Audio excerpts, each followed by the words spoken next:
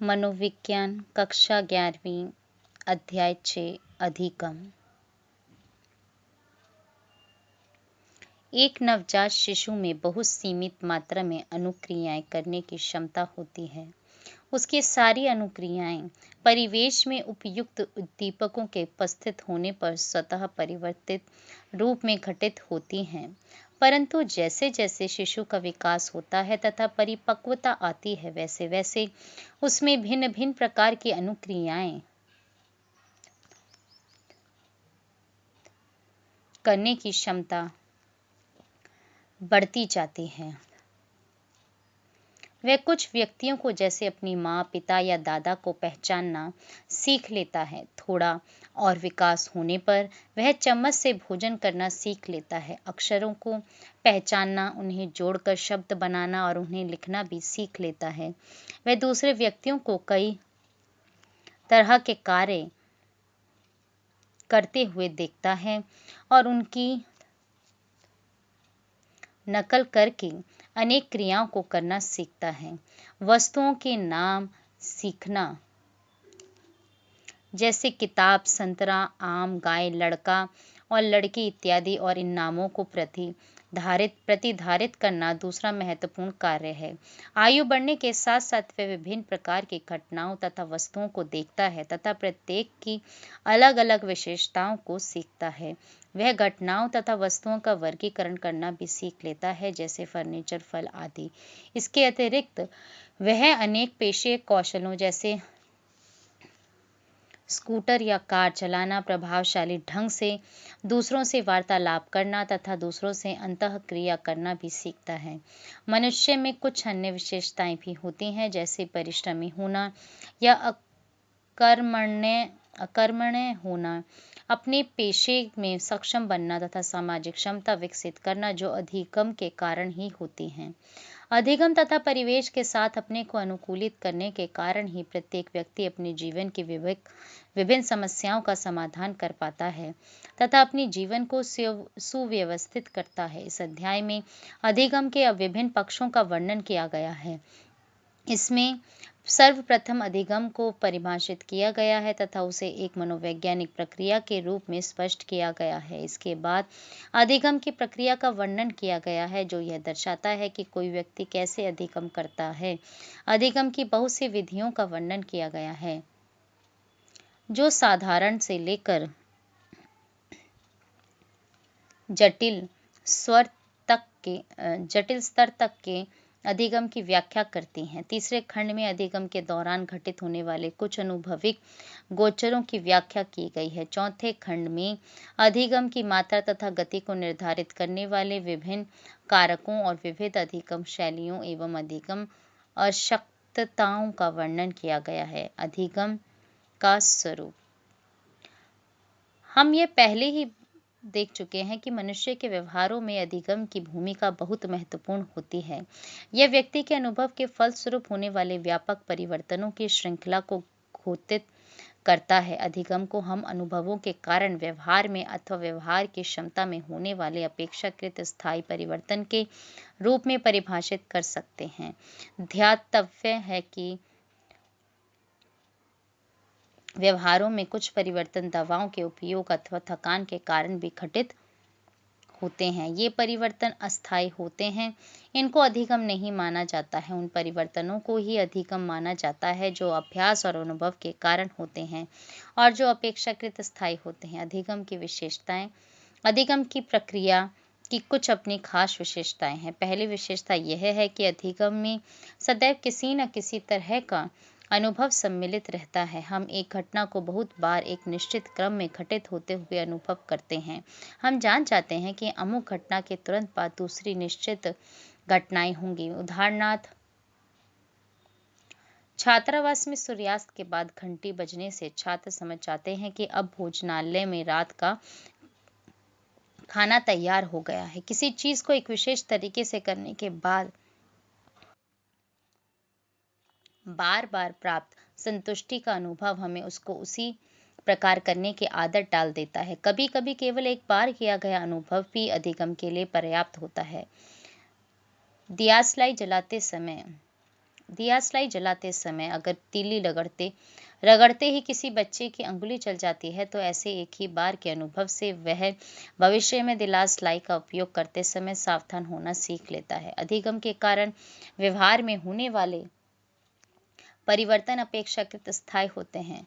इनको व्यवहार में होने वाले उन परिवर्तनों से अलग पहचानना चाहिए जो ना तो स्थायी होते हैं और ना ही सीखे गए होते हैं। उदाहरणार्थ थकान, औषधि आदत आदि के कारण भी बहुधा व्यवहार में परिवर्तन होते हैं। मान लीजिए आप मनोविज्ञान की पाठ्यपुस्तक कुछ समय से पढ़ रहे हैं या मोटर कार चलाना सीख रहे हैं, तो एक समय आता है जब आप थकान महसूस करते हैं। ऐसी स्थिति में आप पढ़ना या कार चलाना छोड़ देते हैं। व्यवहार में ये अस्थायी परिवर्तन थकान के कारण उत्पन्न हुआ है, इसे अधिगम नहीं माना जाता है। आइए व्यवहार में होने वाले परिवर्तन का एक दूसरा उदाहरण लिया जाए। मान लीजिए आपके पड़ोस में विवाह हो रहा है, इससे देर रात तक काफी शोर होता है। प्रारंभ में शोरगुल से आपके कार्य में व्यवधान पड़ता है, आप परेशानी अनुभव करते हैं। जब शोरगुल होता रहता है तो आप कुछ उन्मुखीकरण के प्रतिवर्त करते हैं। ये प्रतिवर्त धीरे धीरे कमजोर पड़ जाते हैं और अंत में इन्हें पहचानना संभव नहीं रह जाता। यह भी एक प्रकार का व्यवहार में परिवर्तन है। यह परिवर्तन उद्दीपक के लगातार उद्भासन के कारण होता है। इसे आदत बन जाना कहते हैं। यह परिवर्तन अधिगम के कारण नहीं है। आपने देखा होगा कि अनेक प्रकार के मादक द्रव्यों के सेवन के परिणाम स्वरूप व्यक्ति की दैहिक क्रियाएं प्रभावित हो जाती हैं, जिनसे व्यवहार में परिवर्तन उत्पन्न हो जाता है। ये परिवर्तन अस्थायी होते हैं और मादक द्रव्यों का प्रभाव समाप्त होने पर परिवर्तन भी समाप्त हो जाते हैं। अधिगम में मनोवैज्ञानिक घटनाओं का एक क्रम निहित होता है। यदि हम एक विशिष्ट अधिगम प्रयोग का वर्णन करें तो यह स्पष्ट हो जाएगा। मान लीजिए कि मनोवैज्ञानिकों की रुचि इस बात के समझने में है कि इन शब्दों की एक सूची कैसे सीखी जाती है, तो वे निम्नलिखित अनुक्रमों का अनुपालन करेंगे। पहला, पूर्व परीक्षण करना कि कोई व्यक्ति अधिगम के पहले कितना जानता है। दूसरा, निर्धारित समय में स्मरण करने के लिए शब्दों की एक सूची प्रस्तुत करना। तीसरा, इस समय के दौरान नूतन ज्ञान प्राप्त करने के लिए व्यक्ति के द्वारा शब्दों की सूची का प्रक्रमण करना। चौथा, प्रक्रमण के पूर्ण होने के उपरांत नूतन ज्ञान अर्जित होना जो अधिगम होगा। तथा पांचवा, कुछ समय व्यतीत हो जाने के उपरांत व्यक्ति के द्वारा प्रक्रमित सूचना का पुनः स्मरण करना। एक व्यक्ति पूर्व परीक्षण के समय जितने शब्द जानता था उसकी अपेक्षा अब जितने जानता है, दोनों में तुलना करके कोई भी यह अनुमान लगा सकता है कि अधिगम हुआ है। इस प्रकार अधिगम एक अनुमानित प्रक्रिया है जो निष्पादन परफॉर्मेंस से भिन्न है। निष्पादन व्यक्ति का प्रेक्षित व्यवहार व अनुक्रिया या क्रिया है। आइए हम अनुमान पद को समझने की चेष्टा करें। मान लीजिए कि आपके अध्यापक आपको एक कविता को याद करने के लिए कहते हैं। आप उस कविता को कई बार पढ़ते हैं, तब आप कहते हैं कि आपने वह कविता सीख ली है। आपसे कविता का पाठ करने के लिए कहा जाता है और आप कविता को सुना देते हैं। आपके द्वारा कविता का पाठ करना ही आपका निष्पादन है। आपके निष्पादन के आधार पर अध्यापक यह अनुमान लगाते हैं कि आपने कविता सीख ली है। अधिगम के प्रतिमान। अधिगम कई विधियों से होता है। इनमें से कुछ विधियों का उपयोग साधारण प्रकार की अनुक्रियाओं के अर्जन में होता है, जबकि कुछ का उपयोग जटिल अनुक्रियाओं को प्राप्त करने में किया जाता है। आप इस खंड में इन सभी विधियों के बारे में पढ़ेंगे। अधिगम की सरलतम विधि को अनुबंधन कंडीशनिंग कहा जाता है। इसके दो प्रमुख प्रकार पाए गए हैं। पहला प्राचीन अनुबंधन क्लासिकल कंडीशनिंग कहलाता है तथा दूसरा क्रिया प्रसूत नैमित्तिक अनुबंधन ऑपरेंट इंस्ट्रूमेंटल कंडीशनिंग। इसके अतिरिक्त प्रेक्षणात्मक अधिगम ऑब्जर्वेशनल लर्निंग, संज्ञानात्मक अधिगम कॉग्निटिव लर्निंग, वाचिक अधिगम वर्बल लर्निंग, संप्रत्यय अधिगम कॉन्सेप्ट लर्निंग एवं कौशल अधिगम स्किल लर्निंग भी होते हैं। प्राचीन अनुबंधन। इस प्रकार के अधिगम का अध्ययन सर्वप्रथम इवान पी पावलोव द्वारा किया गया। पावलोव का मुख्य उद्देश्य पाचन क्रिया की शरीर क्रियात्मक प्रक्रियाओं का अध्ययन करना था। उन्होंने अपने अध्ययन के दौरान देखा कि जिन कुत्तों पर वे प्रयोग कर रहे थे वे अपने भोजन की खाली प्लेट को देखते ही लार स्त्राव करने लगे। जैसा कि आप जानते होंगे, भोजन या मुंह में कुछ होने पर लार स्त्राव की क्रिया होना एक स्वाभाविक प्रतिवर्त अनुक्रिया है। इस प्रक्रिया को विस्तार से समझने के लिए पावलोव ने एक प्रयोग किया। उन्होंने 12 कुत्तों पर प्रयोग के पहले चरण में एक कुत्ते को एक बॉक्स के अंदर शिकंजे में कस दिया गया और उसे कुछ समय के लिए इसी प्रकार रहने दिया गया। कई दिनों तक इस क्रिया को बार बार किया गया। इसी दौरान शल्य क्रिया द्वारा कुत्ते के जबड़े में एक नली इस प्रकार फिट कर दी गई कि मुंह में निकलने वाली लार उस नली से होते हुए शीशे के एक मापन गिलास में एकत्र हो गए। इस प्रायोगिक दशा को हम इस पुस्तक के 6.1 चित्र में भी देख सकते हैं, जो कि इसमें प्रदर्शित किया गया है। तो प्रयोग के दूसरे चरण में कुत्ते को भूखा रखने के पश्चात शिकंजे में कस दिया गया। नली का एक सिरा जबड़े में और दूसरा शीशे के जार में रखा गया। इसके बाद एक घंटी बजाई गई और उसके बाद तुरंत उसे खाने के लिए भोजन मांस चूर्ण दे दिया गया। कुत्ते को भोजन करने दिया गया। अगले कुछ दिनों तक उसे हर बार घंटी की ध्वनि के बाद मांस चूर्ण प्रदान किया गया। इस तरह के कई प्रयासों के पश्चात एक परीक्षण प्रयास किया गया जिसमें हर प्रक्रिया पूर्ववत थी सिवाय इसके कि इस प्रयास में कुत्ते को घंटी बजाने के बाद भोजन नहीं दिया गया।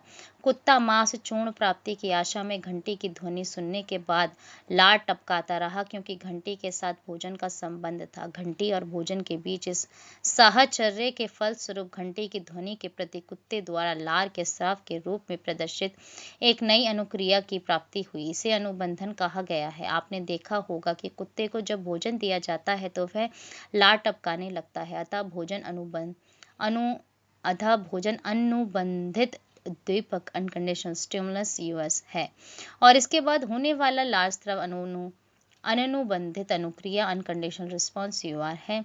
अनुबंधन के पश्चात घंटी की ध्वनि की उपस्थिति में लार का स्राव होने लगता है। घंटी अनुबंधित उद्दीपक कंडीशन स्टिमुलस बन जाती है और लार का स्राव अनुबंधित अनुक्रिया कंडीशन रिस्पॉन्स सीआर। इस प्रकार के अनुबंधन को प्राचीन अनुबंधन क्लासिकल कंडीशनिंग कहते हैं। इस प्रक्रिया को तालिका 6.1 में प्रदर्शित किया गया है। यह स्पष्ट है कि प्राचीन अनुबंधन में अधिगम की स्थिति में दो उद्दीपकों घंटी की ध्वनि तथा भोजन के बीच साहचर्य स्थापित होता है और एक उद्दीपक घंटी की ध्वनि दूसरे उद्दीपक भोजन के आने की सूचना देने वाला बन जाता है।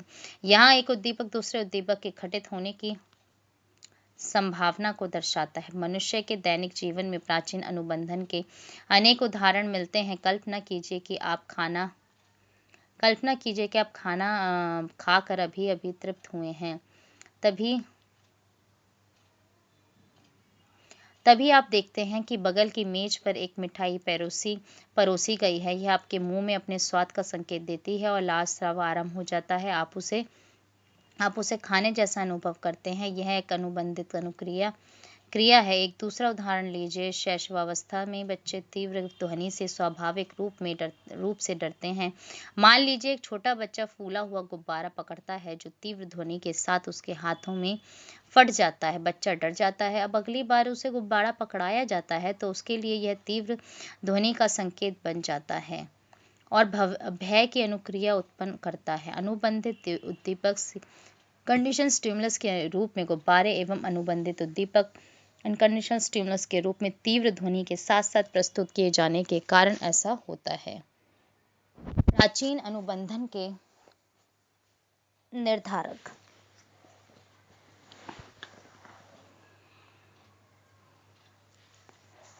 प्राचीन अनुबंधन में कितनी जल्दी से और कितनी मजबूती से अनुक्रिया प्राप्त होती है, यह अनेक कारकों पर निर्भर करता है। अनुबंधित अनुक्रिया के अधिगम को प्रभावित करने वाले कुछ प्रमुख कारक निम्नलिखित हैं। पहला, उद्दीपकों के बीच समय संबंध।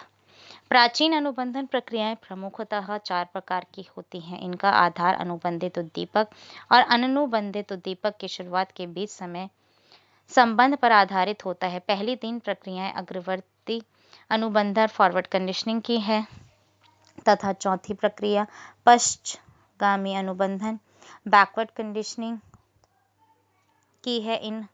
इन प्रक्रियाओं की मूल प्रायोगिक व्यवस्थाएं इस प्रकार हैं। जब अनुबंधित तथा अनुबंधित उद्दीपक साथ साथ प्रस्तुत किए जाते हैं तो इसे सहकालिक अनुबंधन साइमल्टेनियस कंडीशनिंग कहा जाता है। विलंबित अनुबंधन डिलेड कंडीशनिंग की प्रक्रिया में अनुबंधित उद्दीपक का प्रारंभ अनुबंधित उद्दीपक से पहले होता है। अनुबंधित उद्दीपक का अंत भी अनुबंधित उद्दीपक के पहले होता है। अवशेष अनुबंधन ट्रेस कंडीशनिंग की प्रक्रिया में अनुबंधित उद्दीपक का प्रारंभ और अंत अनुबंधित उद्दीपक से पहले होता है, लेकिन दोनों के बीच में कुछ समय अंतराल होता है। पश्चगामी अनुबंधन बैकवर्ड कंडीशनिंग की प्रक्रिया में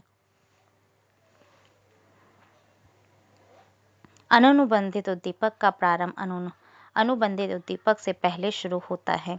प्रायोगिक अध्ययनों से अब ये बिल्कुल स्पष्ट हो चुका है कि विलंबित अनुबंधन की प्रक्रिया अनुबंधित अनुक्रिया प्राप्त करने की सर्वाधिक प्रभावशाली विधि है। सहकालिक तथा अवशेष अनुबंधन की प्रक्रियाओं से भी अनुबंधित अनुक्रिया प्राप्त होती है, परंतु इन विधियों में विलंबित अनुबंधन प्रक्रिया की तुलना में अधिक प्रयास लगते हैं। ध्यातव्य है कि पश्चगामी अनुबंधन प्रक्रिया से अनुक्रिया प्राप्त होने की संभावना बहुत कम होती है। दूसरा, अनुबंधित उद्दीपकों के प्रकार। प्राचीन अनुबंधन के अध्ययनों में प्रयुक्त अनुबंधित उद्दीपक मूलतः दो प्रकार के होते हैं: प्रवृत्त्यात्मक एपेटिटिव तथा विमुखी एवर्सिव। प्रवृत्त्यात्मक अनुबंधित उद्दीपक स्वतः सुगम्य अनुक्रियाएं उत्पन्न करते हैं, जैसे खाना पीना, दुलारना आदि। ये अनुक्रियाएं संतोष और प्रसन्नता प्रदान करती हैं। दूसरी ओर विमुखी अनुबंधित उद्दीपक जैसे शोर, कड़वा स्वाद, विद्युत आघात, पीड़ादायी सुई आदि दुखदायी और क्षतिकारक होते हैं। ये परिहार और पलायन की अनुक्रियाएं उत्पन्न करते हैं। यह ज्ञात हुआ है कि प्रवृत्त्यात्मक प्राचीन अनुबंधन अपेक्षाकृत धीमा होता है और इसकी प्राप्ति के लिए अधिक प्रयास करने पड़ते हैं, जबकि विमुखी प्राचीन अनुबंधन 2-3 प्रयासों में ही स्थापित हो जाता है। ये वस्तुतः विमुखी अनुबंधित उद्दीपक की तीव्रता पर निर्भर करता है। तीसरा, अनुबंधित उद्दीपकों की तीव्रता। अनुबंधित उद्दीपकों की तीव्रता प्रवृत्त्यात्मक और विमुखी प्राचीन अनुबंधन दोनों की दिशा को प्रभावित करती है। अनुबंधित उद्दीपक जितना ही अधिक तीव्र होगा, अनुबंधित अनुक्रिया के अर्जन की गति उतनी ही अधिक होगी, अर्थात अनुबंधित उद्दीपक जितना अधिक तीव्र होगा, उतने ही कम प्रयासों की जरूरत अनुबंधन की प्राप्ति के लिए पड़ेगी।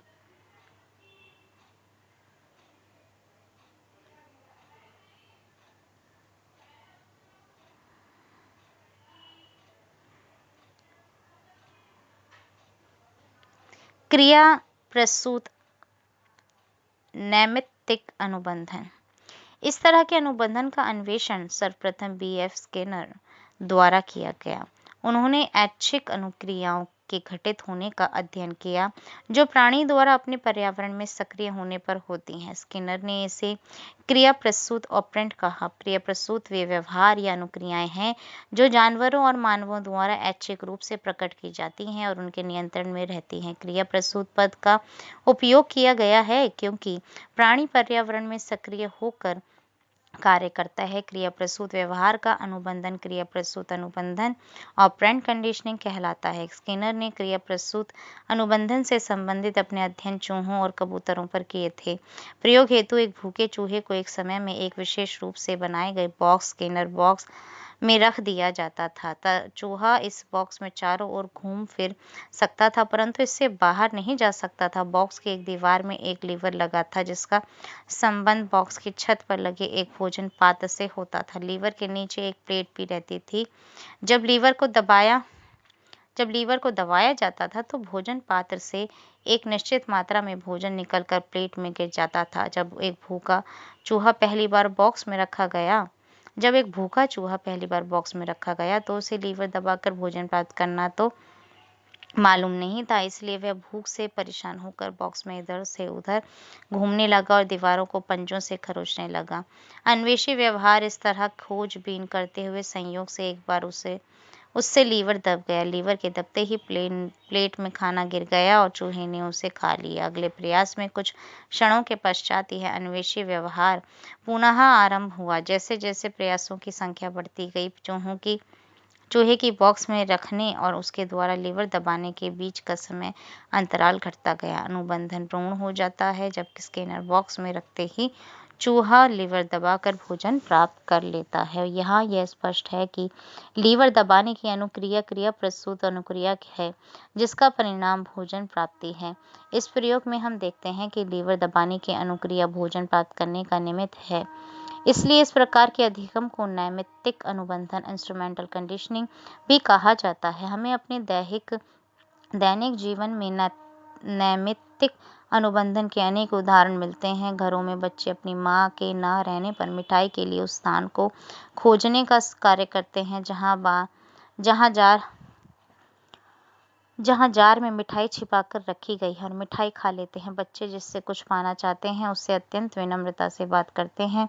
विभिन्न प्रकार के यंत्रों जैसे रेडियो, कैमरा, टीवी आदि को चलाना हम नैमित्तिक अनुबंधन के सिद्धांत के आधार पर ही सीखते हैं। वस्तुतः अपने वांछित उद्देश्य को पाने के लिए मनुष्य नैमित्तिक अनुबंधन द्वारा बहुत से कार्य संपादित करने वाले संक्षिप्त तरीके सीख लेते हैं।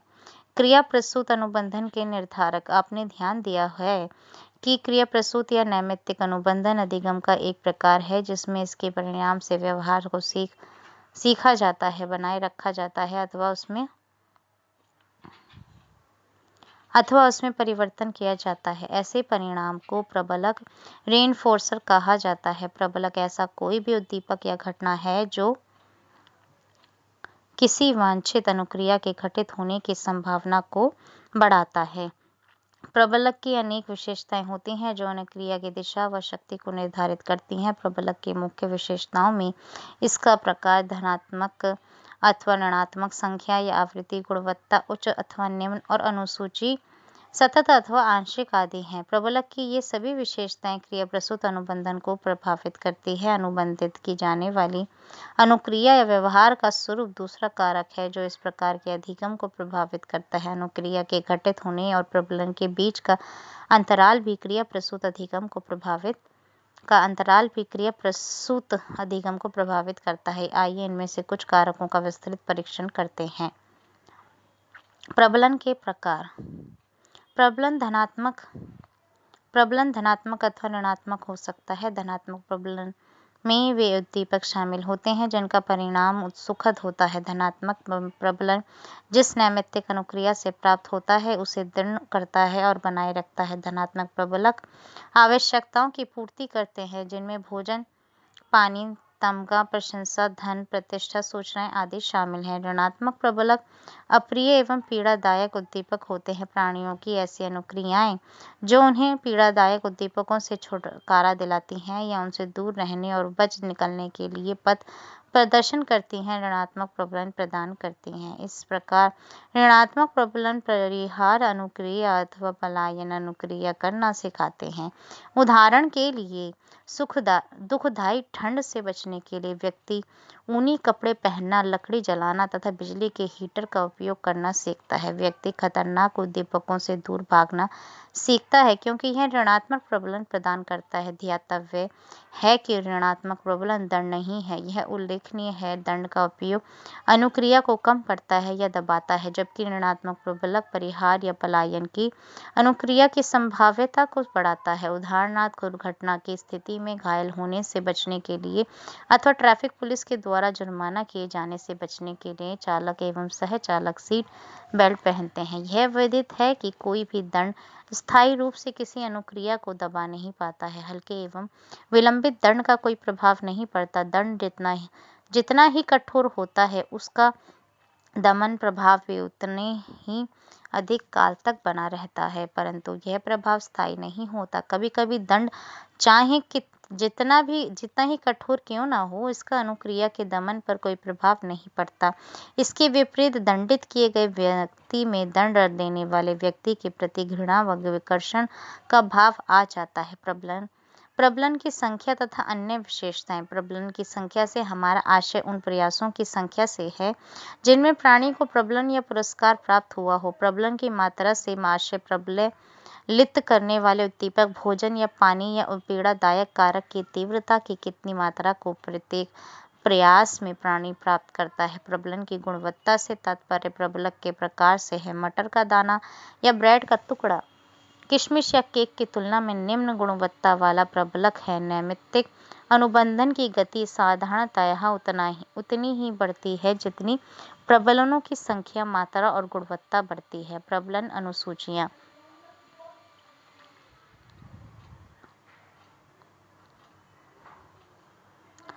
प्रबलन अनुसूची अनुबंधन के प्रयासों के दौरान प्रबलन उपलब्ध कराने की व्यवस्था को कहते हैं। प्रत्येक प्रबलन अनुसूची अनुबंधन की दिशा को अपने अपने ढंग से प्रभावित करती है। इसके कारण अनुबंधित अनुक्रियाएं भिन्न भिन्न प्रकार की विशेषताओं वाली हो जाती हैं। नैमित्तिक अनुबंधन में किसी प्राणी को प्रत्येक अर्जन प्रयास में प्रबलन दिया जा सकता है अथवा कुछ प्रयासों में यह दिया जाता है और दूसरे प्रयासों में नहीं दिया जाता है। इस प्रकार प्रबलन सतत या सविराम हो सकता है। प्रत्येक बार जब वांछित अनुक्रिया घटित होती है तब उसे प्रबलन दिया जाता है तो हम उसे सतत प्रबलन कंटिन्यूस रीइंफोर्समेंट कहते हैं। इसके विपरीत सविराम अनुसूची में अनुक्रियाओं को कभी प्रबलित किया जाता है, कभी नहीं। इसे हम आंशिक प्रबलन पार्शियल रीइंफोर्समेंट कहते हैं। यह पाया गया है कि आंशिक प्रबलन सतत प्रबलन की अपेक्षा में विलोप के प्रति ज़्यादा विरोध पैदा करता है। विलंबित प्रबलन किसी भी प्रबलन की प्रबलकारी क्षमता विलंब के साथ साथ कम होती जाती है। यह पाया गया है कि प्रबलन प्रदान करने में विलंब से निष्पादन का स्तर निकृष्ट हो जाता है। इस बात को आसानी से दर्शाया जा सकता है यदि बच्चे से यह पूछा जाए कि वे किसी काम को करने के तुरंत बाद एक छोटा पुरस्कार या लंबे अंतराल के बाद एक बड़ा पुरस्कार लेना पसंद करेंगे तो वे छोटा पुरस्कार तुरंत लेना पसंद करेंगे। प्राचीन तथा क्रिया प्रसूत अनुबंधन भिन्नताएं। पहला, प्राचीन अनुबंधन में अनुक्रियाएं किसी उद्दीपक के नियंत्रण में होती हैं क्योंकि वे प्रतिवर्ती अनुक्रियाएं हैं जो स्वतः ही उचित उद्दीपकों के द्वारा प्राप्त की गई हैं। ऐसे उद्दीपकों को अनुबंधित उद्दीपक के रूप में चुना जाता है और उनके द्वारा प्राप्त की गई अनुक्रियाएं अनुबंधित अनुक्रियाओं के रूप में चुनी जाती हैं। इस प्रकार पावलव के अनुबंधन को बहुधा अनुक्रियाकारी अनुबंधन कहा जाता है, जिसमें अनुबंधित उद्दीपक अनुक्रियाएं उत्पन्न करते हैं।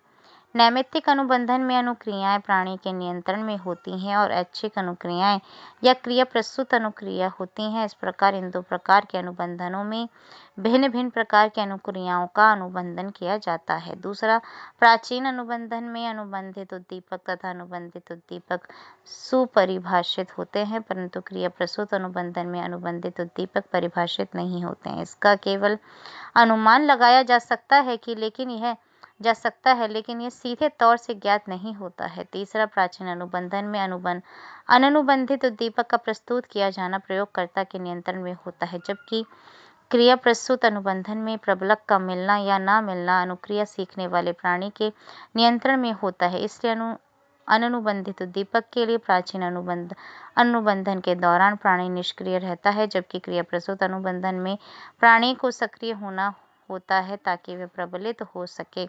चौथा, अनुबंधन के इन दोनों रूपों में प्रायोगिक प्रक्रियाओं को स्पष्ट करने के लिए प्रयुक्त तकनीकी पद भी भिन्न है। इसके अतिरिक्त क्रिया प्रसूत अनुबंधन में जो प्रबलक हैं वही प्राचीन अनुबंधन में अननुबंधित उद्दीपक हैं। अननुबंधित उद्दीपक के दो कार्य होते हैं। प्रारंभिक प्रयासों में यह अनुक्रिया उत्पन्न करता है तथा उसे प्रबलित भी करता है ताकि अनुबंधित उद्दीपक से संबंधित हो सके और बाद में उसके द्वारा उत्पन्न किया जा सके। प्रमुख अधिगम प्रक्रियाएं। जब अधिगम घटित होता है, चाहे ये प्राचीन अनुबंधन हो या क्रिया प्रसूत अनुबंधन, तब इसमें कुछ प्रक्रियाएं घटित होती हैं। ये हैं प्रबलन, रीइंफोर्समेंट, विलोप, एक्सटेंशन या अर्जित अनुक्रिया का घटित न होना, कुछ खास दशाओं में अधिगम का अन्य उद्दीपकों के प्रति सामान्यीकरण, जनरलाइजेशन, प्रबलम देने वाले तथा प्रबलम न देने वाले उद्दीपकों के बीच विभेदन, डिस्क्रिमिनेशन तथा स्वतः पुनः प्राप्ति, स्पॉन्टेनियस रिकवरी। प्रबलन प्रयोगकर्ता द्वारा प्रबलक देने की क्रिया का नाम है। प्रबलक वे उद्दीपक होते हैं जो अपने पहले घटित होने वाली अनुक्रियाओं की दर या संभावना को बढ़ा देते हैं। हमने देखा है कि प्रबलित अनुक्रियाओं की दर बढ़ जाती है जबकि अप्रबलित अनुक्रियाओं की दर घट जाती है। एक धनात्मक प्रबलक के मिलने के पहले जो अनुक्रिया घटित होती है उसकी दर बढ़ जाती है। ऋणात्मक प्रबलक अपने हटने या समापन से पहले घटित होने वाली अनुक्रिया की दर बढ़ा देते हैं। प्रबलक प्राथमिक या द्वितीयक हो सकते हैं। एक प्राथमिक प्रबलक प्राइमरी रेनफोर्सर जैविक रूप से महत्वपूर्ण होता है क्योंकि यह प्राणी के जीवन का निर्धारक होता है। जैसे एक भूखे प्राणी के लिए भोजन। एक द्वितीयक प्रबलक वह प्रबलक है जिसने पर्यावरण के साथ प्राणी के अनुभव के कारण प्रबलक की विशेषताएं प्राप्त कर ली होती हैं। हम बहुधा धन, प्रशंसा और श्रेणियों का उपयोग इसी तरह के प्रबलक के रूप में करते हैं। इन्हें द्वितीयक प्रबलक सेकेंडरी रेनफोर्सर कहते हैं। प्रबलकों के नियमित उपयोग से वांछित अनुक्रिया प्राप्त हो सकती है। ऐसी अनुक्रिया की रचना वांछित अनुक्रिया के निरंतर अनुमानों के प्रबलन द्वारा होती है। विलोप का तात्पर्य अधिगम अनुक्रिया के लुप्त होने से है जो प्रबलन को उस परिस्थिति से हटा लेने के कारण होता है जिसमें अनुक्रिया घटित हुआ करती थी। प्राचीन अनुबंधन में अनुबंधित अनुक्रिया CH-CR के घटित होने के बाद यदि अनुबंधित उद्दीपक अनकंडीशनल स्टिमुलस घटित न हो या लीवर दबाने के बाद स्किनर बॉक्स में यदि भोजन न मिले तो इन सब स्थितियों में सीखा हुआ व्यवहार क्रमशः दुर्बल हो जाता है और अंत में लुप्त हो जाता है। अधिगम की प्रक्रिया विलोप का प्रतिरोध रेजिस्टेंस टू एक्सटिंक्शन भी प्रदर्शित करती है। इसका तात्पर्य है कि सीखी हुई अनुक्रिया प्रबलित न होने पर भी कुछ समय तक होती रहती है। तथापि बिना प्रबलन वाले प्रयासों की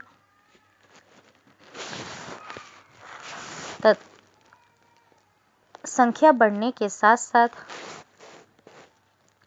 अनुक्रिया का बल धीरे धीरे क्षीण होता जाता है और अंततः अनुक्रिया होनी बंद हो जाती है। कोई सीखी हुई अनुक्रिया कितने समय तक विलोप का प्रतिरोध प्रदर्शित करेगी यह कई कारकों पर निर्भर करता है। यह पाया गया है कि सीखते समय प्रबलित प्रयासों की संख्या बढ़ने के साथ विलोप का प्रतिरोध बढ़ता है और अधिगत अनुक्रिया अपने सबसे ऊंचे स्तर तक पहुंचती है। इस स्तर पर उपलब्धि स्थिर हो जाती है। इसके बाद प्रयासों की संख्या का अनुक्रिया के बल पर कोई प्रभाव नहीं पड़ता है। विलोप का प्रतिरोध अर्जन प्रयासों के दौरान प्रबलनों की संख्या बढ़ने के साथ बढ़ता है। इस वृद्धि से ऊपर प्रबलनों की संख्या बढ़ने पर विलोप का प्रतिरोध घटता है। अध्ययनों से यह भी पता चला है कि जैसे जैसे अर्जन प्रयासों के दौरान प्रबलन की मात्रा भोज्य पदार्थ की संख्या बढ़ती है विलोप का प्रतिरोध घटता है। यदि अब अर्जन प्रयासों के दौरान प्रबलन विलंब से मिले तो विलोप का प्रतिरोध बढ़ता है। प्रत्येक अर्जन प्रयास में प्रबलन सीखी हुई अनुक्रिया को विलोप के प्रति कम प्रतिरोधी बना देता है। इसके विपरीत अर्जन के समय रुक कर या आंशिक प्रबलन देना सीखी गई अनुक्रिया को विलोप के प्रति अधिक प्रतिरोधी बना देता है।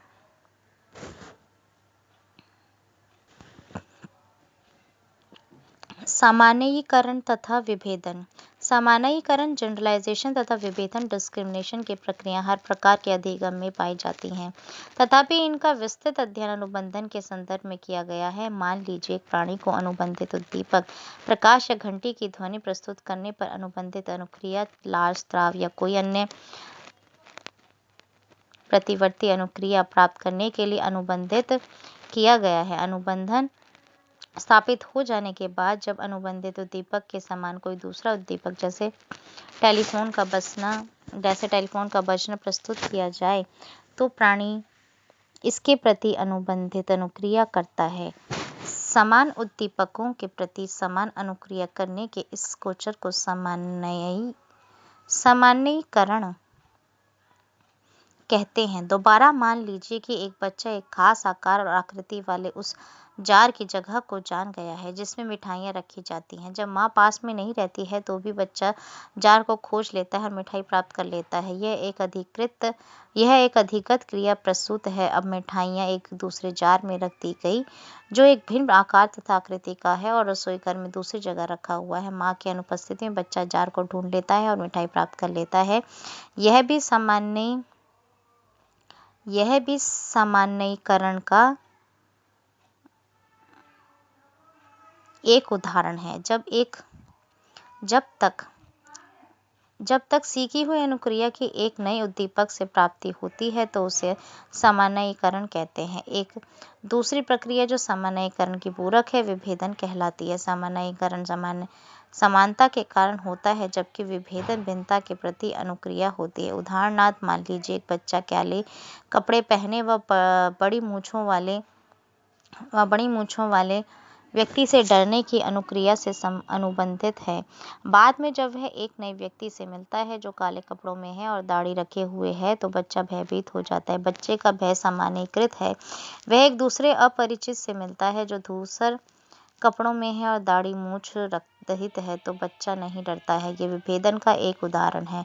सामान्यीकरण होने का तात्पर्य विभेदन की विफलता है। विभेदन की अनुक्रिया प्राणी की विभेदक क्षमता या विभेदन के अधिगम पर निर्भर करती है। स्वतः पुनः प्राप्ति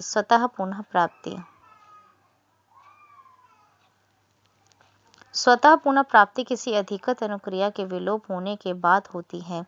मान लीजिए एक प्राणी प्रबलन प्राप्त करने के लिए एक अनुक्रिया करना सीखता है। इसके बाद अनुक्रिया विलुप्त हो जाती है और कुछ समय बीत जाता है। यहाँ पर एक प्रश्न पूछा जा सकता है कि क्या अनुक्रिया पूरी तरह विलुप्त हो चुकी है और अनुबंधित उद्दीपक प्रस्तुत करने पर अनुक्रिया घटित नहीं होगी। यह पाया गया है कि काफी समय बीत जाने के बाद सीखी हुई अनुबंधित अनुक्रिया का पुनरुद्धार हो जाता है और वह अनुबंधित उद्दीपक के प्रति घटित होती है। स्वतः पुनः प्राप्ति की मात्रा विलोप के बाद बीती हुई समयावधि पर निर्भर करती है। यह अवधि जितनी ही अधिक होती है अधिकृत अनुक्रिया की पुनः प्राप्ति उतनी ही अधिक होती है। ऐसी पुनः प्राप्ति स्वाभाविक रूप से होती है।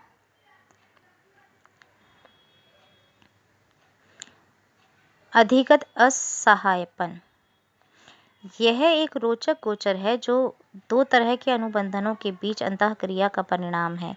अधिगत असहायपन अवसादग्रस्त व्यक्तियों में पाया जाता है। सेलिगमैन तथा मायर ने कुत्तों पर किए गए अध्ययनों में इस गोचर को प्रदर्शित किया। उन्होंने सबसे पहले कुत्तों के सामने ध्वनि कंडीशन स्टिमुलस तथा विद्युत आघात अनकंडीशनल स्टिमुलस को प्राचीन अनुबंधन की विधि से प्रस्तुत किया। पशु को आघात से पलायन या परिहार का कोई अवसर नहीं दिया गया। इन दोनों उद्दीपकों का युग्म कई बार दोहराया गया। इसके बाद कुत्तों का क्रिया प्रसूत अनुबंधन की विधि के अंतर्गत आघात प्रस्तुत किया गया। इसमें कुत्ते आघात से पलायन कर सकते थे यदि वे अपना सिर दीवार पर दबाएं। पावलवी परिस्थिति में न बच सकने वाले विद्युत आघात का अनुभव कर लेने के बाद ये कुत्ते क्रिया प्रसूत अनुबंधन की विधि के अंतर्गत आघात से पलायन या परिहार करने में असफल रहे। ये कुत्ते आघात सहते रहे और पलायन का कोई प्रयास नहीं किया। कुत्तों के इस व्यवहार को अधिगत असहायपन कहा गया। यह गोचर मनुष्यों में भी पाया जाता है।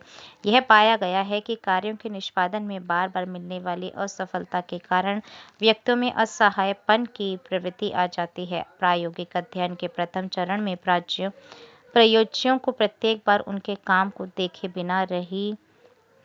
बिना यही सूचित किया जाता है कि वे अपने निष्पादन में असफल रहे हैं। दूसरे चरण में इन्हें एक कार्य दिया जाता है। अधिगत असहायपन को बहुधा प्रयोज्य की योग्यता और कार्य त्यागने से पहले दृढ़ता से मापा जाता है। लगातार असफलता से दृढ़ता लगभग नहीं के बराबर होती है और निष्पादन निकृष्ट होता है। इस प्रकार का इस प्रकार का व्यवहार अधिगत असहायपन का घोतक है। अनेक अध्ययनों से यह भी प्रमाणित हुआ है कि दीर्घकालिक अवसाद की दशा भी बहुधा अधिगत असहायपन के कारण ही उत्पन्न होती है।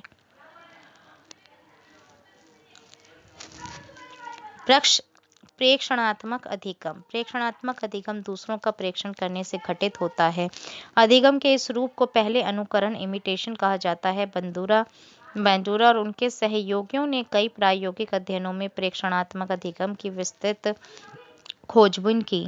इस प्रकार के अधिगम में व्यक्ति सामाजिक व्यवहारों को सीखता है, इसलिए इसे कभी कभी सामाजिक अधिगम, सोशल लर्निंग भी कहा जाता है।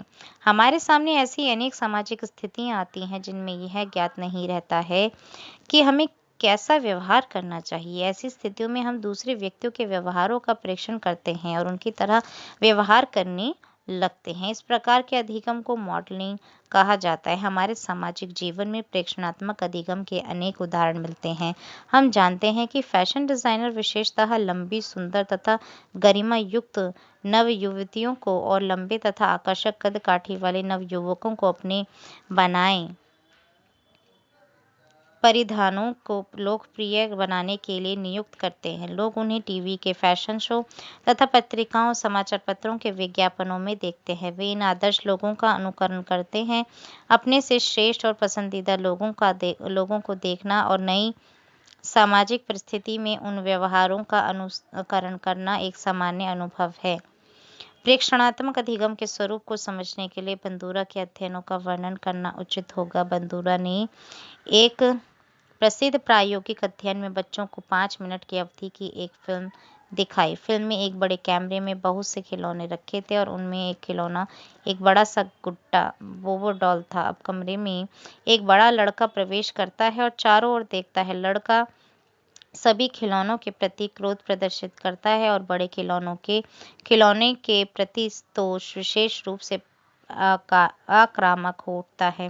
वह गुड्डे को मारता है, उसे फर्श पर फेंक देता है, पैर से ठोकर मारकर गिरा देता है और फिर उसी पर बैठ जाता है। इसके बाद का घटनाक्रम 3 अलग रूपों में 3 फिल्मों में तैयार किया गया है। एक फिल्म में बच्चों के एक समूह ने देखा कि आक्रामक व्यवहार करने वाले लड़के मॉडल को पुरस्कृत किया गया और एक प्रौढ़ व्यक्ति ने उसके आक्रामक व्यवहार की प्रशंसा की।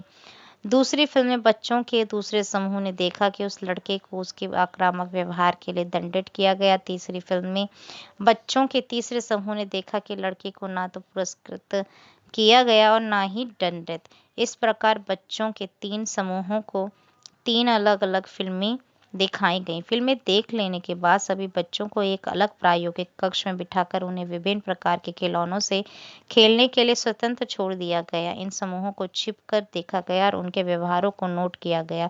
उन लोगों ने पाया कि जिन बच्चों ने फिल्म में खिलौने के प्रति किए जाने वाले आक्रामक व्यवहार को पुरस्कृत होते हुए देखा था, वे खिलौनों के प्रति सबसे अधिक आक्रामक थे। सबसे कम आक्रामकता उन बच्चों ने दिखाई जिन्होंने फिल्म में आक्रामक व्यवहार को दंडित होते हुए देखा था। इस प्रयोग से यह स्पष्ट होता है कि सभी बच्चों ने फिल्म में दिखाए गए घटनाक्रम से आक्रामकता सीखी और मॉडल का अनुकरण भी किया। प्रेक्षण द्वारा अधिगम की प्रक्रिया में प्रेक्षक मॉडल के व्यवहार का प्रेक्षण करके ज्ञान प्राप्त करता है, परंतु वह किस प्रकार से आचरण करेगा यह इस पर निर्भर करता है कि उसके मॉडल को पुरस्कृत होते हुए देखा है या दंडित होते हुए। आपने देखा होगा कि छोटे शिशु भी घर में तथा सामाजिक उत्सवों एवं समारोहों में प्रौढ़ व्यक्तियों के अनेक प्रकार के व्यवहारों का ध्यान से प्रेक्षण करते हैं। इसके बाद अपने खेल में उनको दोहराते हैं। उदाहरणार्थ, छोटे बच्चे विवाह समारोह, जन्मदिन, प्रीति भोज, चोर और सिपाही, घर रखाव आदि के खेल खेलते हैं।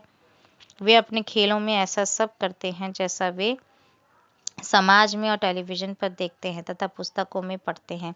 बच्चे अधिकांश सामाजिक व्यवहार प्रमाणों का प्रेक्षण तथा उनकी नकल करके सीखते हैं। कपड़े पहनना, बालों को संवारने की शैली और समाज में कैसे रखा जाए, यह सब दूसरों को देखकर सीखा जाता है।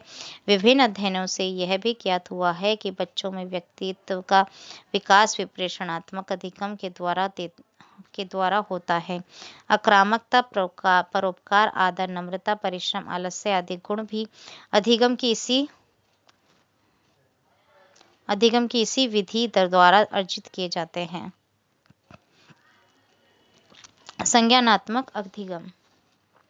कुछ मनोवैज्ञानिक अधिगम को उन संज्ञानात्मक प्रक्रियाओं के रूप में देखते हैं जो अधिगम के मूल में होती हैं।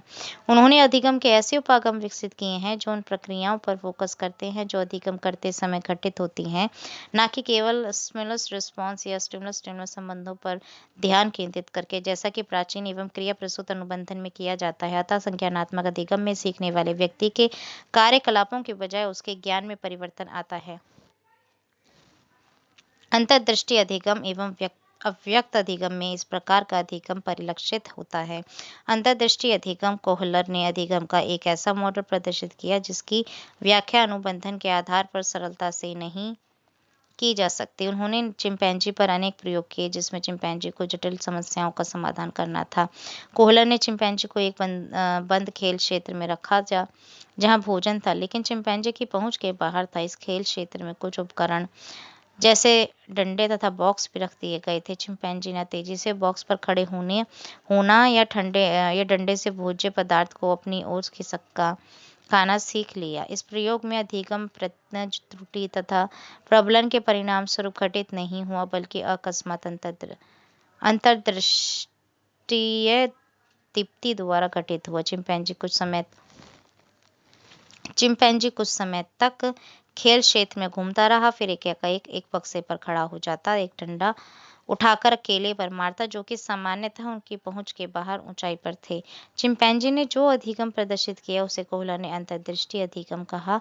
यह ऐसी प्रक्रिया है जिसके द्वारा किसी समस्या का समाधान एकाएक स्पष्ट हो जाता है। अंतर्दृष्टि अधिगम के एक सामान्य प्रयोग में एक समस्या प्रस्तुत की जाती है, उसके पश्चात कुछ समय तक प्रगति का आभास नहीं होता, फिर अंत में एकाएक समस्या समाधान उत्पन्न होता है। अंतर्दृष्टि अधिगम में अचानक समाधान प्राप्त होना अनिवार्य है। एक बार समाधान मिल जाने पर अगली बार समस्या उपस्थित होने पर उसकी पुनरावृत्ति तत्काल की जा सकती है।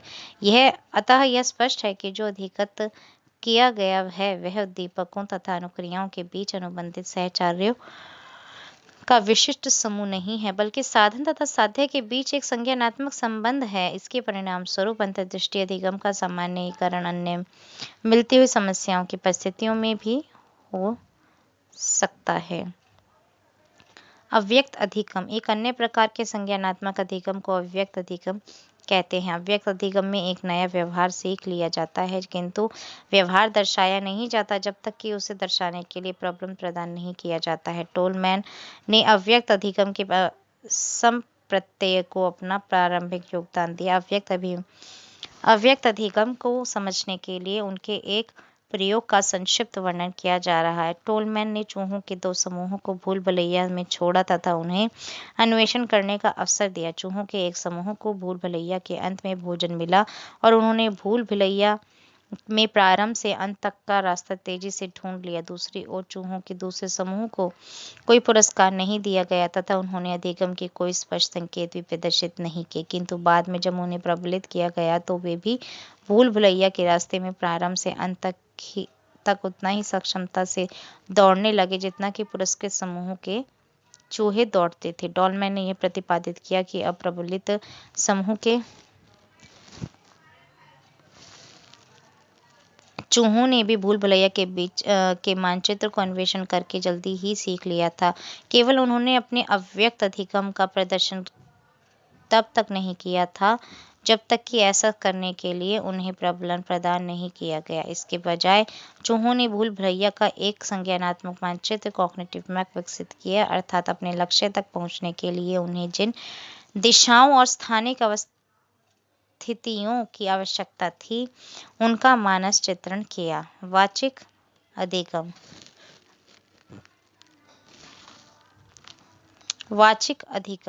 वाचिक अधिगम अनुबंधन से भिन्न है और यह अधिगम मनुष्य तक ही सीमित है। आप जानते हैं कि मनुष्य विभिन्न वस्तुओं, घटनाओं तथा इन सब के लक्षणों के बारे में मुख्यतः शब्दों के माध्यम से ही ज्ञान अर्जित करते हैं। एक शब्द का दूसरे शब्द से साहचर्य बन जाता है। मनोवैज्ञानिकों ने प्रयोगशाला में इस तरह से सीखने की प्रक्रिया के अध्ययन के लिए कई विधियों का विकास किया है। प्रत्येक विधि का किसी न किसी तरह की शाब्दिक सामग्री के अधिगम से जुड़े विशिष्ट प्रश्नों की खोज के लिए उपयोग किया जाता है। वाचिक अधिगम की प्रक्रिया के अध्ययन में मनोवैज्ञानिक कई तरह की सामग्रियों का उपयोग करते हैं, जैसे निरर्थक शब्दांश, परिचित शब्द, अपरिचित शब्द, वाक्य तथा अनुच्छेद। वाचिक अधिगम के अध्ययन में प्रयुक्त विधियां। पहला, युग्मित सहचर अधिगम। यह विधि उद्दीपक अनुबंधन और उद्दीपक अनुक्रिया अधिगम के समान है। इस विधि का उपयोग मातृभाषा के शब्दों के किसी विदेशी भाषा के पर्याय सीखने में किया जाता है। पहले युग्मित सहचरों की एक सूची बनाई जाती है। युग्मों के पहले शब्द का उपयोग उद्दीपक के रूप में किया जाता है और दूसरे शब्द का अनुक्रिया के रूप में। प्रत्येक युग्म के शब्द एक ही भाषा से या दो भिन्न भाषाओं से हो सकते हैं। ऐसे शब्दों की एक सूची हम इस अध्याय की तालिका 6.3 में देख सकते हैं। उद्दीपक और अनुक्रिया। कैट समय, ख हिरण, पौच कोयला, पैल बकरी, गईत सोना, नौए निगम। युग्मों के पहले शब्द उद्दीपक शब्द, निरर्थक शब्दांश, व्यंजन, स्वर व्यंजन हैं और दूसरे शब्द अंग्रेजी संज्ञा अनुक्रिया शब्द हैं। अधिगमकर्ता को पहले दोनों उद्दीपक अनुक्रिया युग्मों को एक साथ दिखाया जाता है और उसे अनुक्रिया शब्द को प्रत्येक उद्दीपक शब्द को प्रस्तुत करने के बाद पुनः स्मरण करने के निर्देश दिए जाते हैं। इसके बाद सीखने का प्रयास शुरू होता है। एक एक करके उद्दीपक शब्द दिखाए जाते हैं और प्रतिभागी सही अनुक्रिया शब्द देने का प्रयास करता है। असफल होने पर उसे अनुक्रिया शब्द दिखाया जाता है। पहले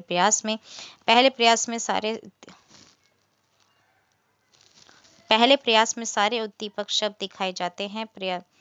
प्रयासों का यह क्रम तब तक जारी रहता है जब तक कि प्रतिभागी सारे अनुक्रिया शब्दों को बिना किसी त्रुटि के बता नहीं देता है। इस मानदंड तक पहुंचने के लिए प्रयासों की कुल संख्या युग्मित सहचर अधिगम की मापक बन जाती है।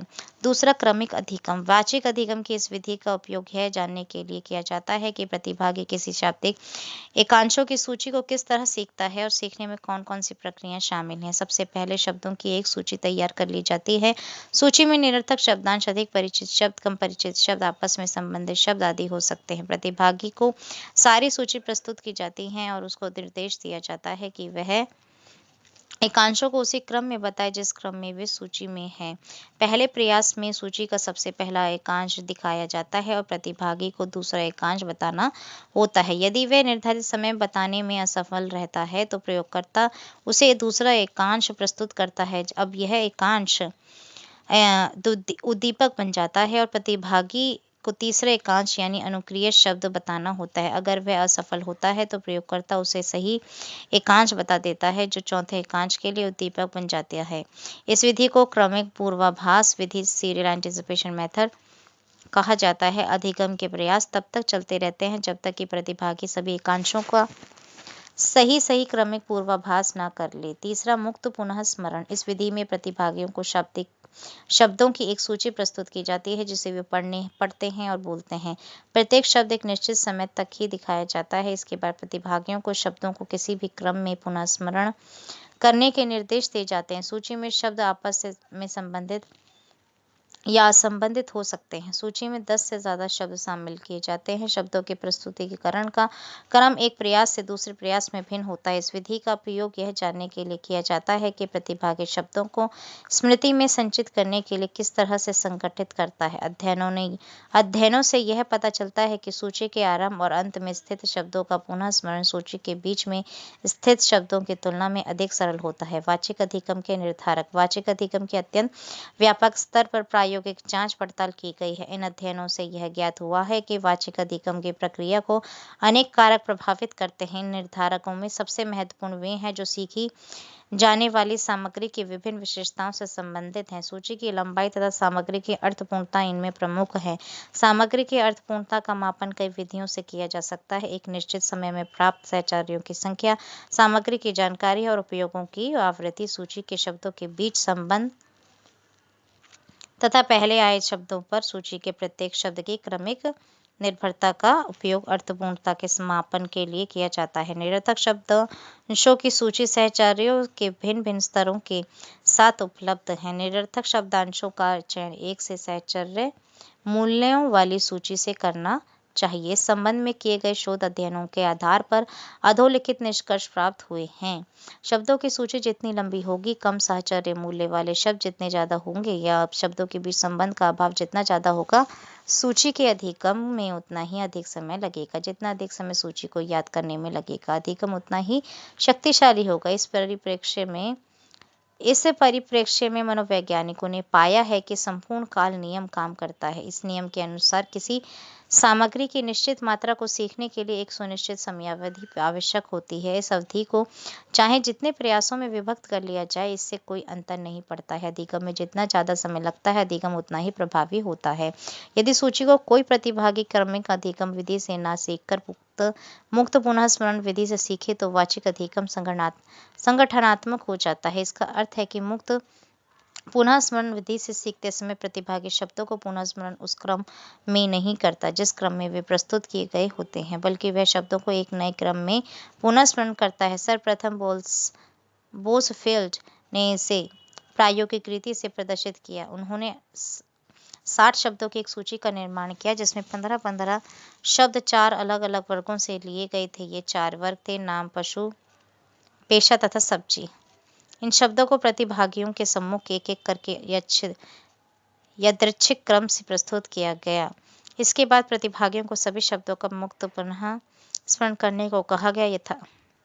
तथापि उन्होंने प्रत्येक वर्ग के शब्दों को एक साथ पुनः स्मरण किया। उन्होंने इस प्रक्रिया को वर्ग गुच्छन कैटेगरी क्लस्टरिंग कहा। यहाँ महत्वपूर्ण यह है कि प्रतिभागियों को शब्दों का प्रस्तुतिकरण तो यादृच्छिक क्रम में किया गया था, परंतु प्रतिभागियों ने उन शब्दों को पुनः स्मरण में वर्गानुसार संगठित किया। इस प्रयोग में वर्ग गुच्छन की क्रिया सूची के शब्दों के स्वरूप के कारण हुई। यह भी दर्शाया गया है कि मुक्त पुनः स्मरण को हमेशा व्यक्तिनिष्ठ से संगठित किया जाता है। व्यक्तिनिष्ठ संगठन दर्शाता है कि प्रतिभा के शब्दों या कांशों को अपने अपने तरीके से संगठित और तदनुसार उनका पुनः स्मरण करते हैं। वाचिक अधिगम प्राय होता है, पर लोग शब्दों की कुछ विशेषताओं को अनजाने में या अनायास ही सीख लेते हैं। इस प्रकार के अधिगम में प्रतिभागी उन विशेषताओं को देखते हैं जैसे 2 या अधिक शब्दों की तुक मिलती है, एक जैसे अक्षरों से शुरू होते हैं, स्वर एक समान है आदि। इस तरह वाचिक अधिगम साभिप्राय तथा प्रासंगिक दोनों तरह का होता है।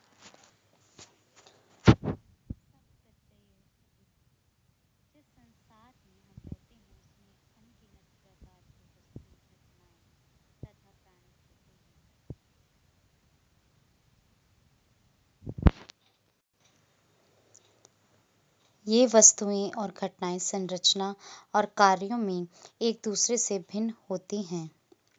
बहुत सी चीजें जो मनुष्यों को करनी होती हैं, उनमें से एक है वस्तुओं, घटनाओं, पशुओं आदि को वर्गों में सुव्यवस्थित करना ताकि एक वर्ग की वस्तुओं को एक जैसा जाना जा सके, हालांकि वे अपने लक्षणों में भिन्न होते हैं। इस प्रकार के वर्गीकरणों में संप्रत्यय अधिगम अंतर्निहित होता है। संप्रत्यय क्या है? संप्रत्यय कॉन्सेप्ट एक श्रेणी है जिसका उपयोग अनेक वस्तुओं और घटनाओं के लिए किया जाता है। पशु, फल, भवन और भीड़ संप्रत्ययों या श्रेणियों के उदाहरण हैं। याद रहे कि संप्रत्यय और श्रेणी दोनों पद एक दूसरे के बदले में प्रयुक्त हो सकते हैं। संप्रत्यय की व्याख्या विशेषताओं या गुणों के समूह के रूप में की गई है जो किसी नियम से जुड़े हों। संप्रत्यय के उदाहरण वे वस्तुएं, व्यवहार या घटनाएं होती हैं जिनमें समान विशेषताएं हों।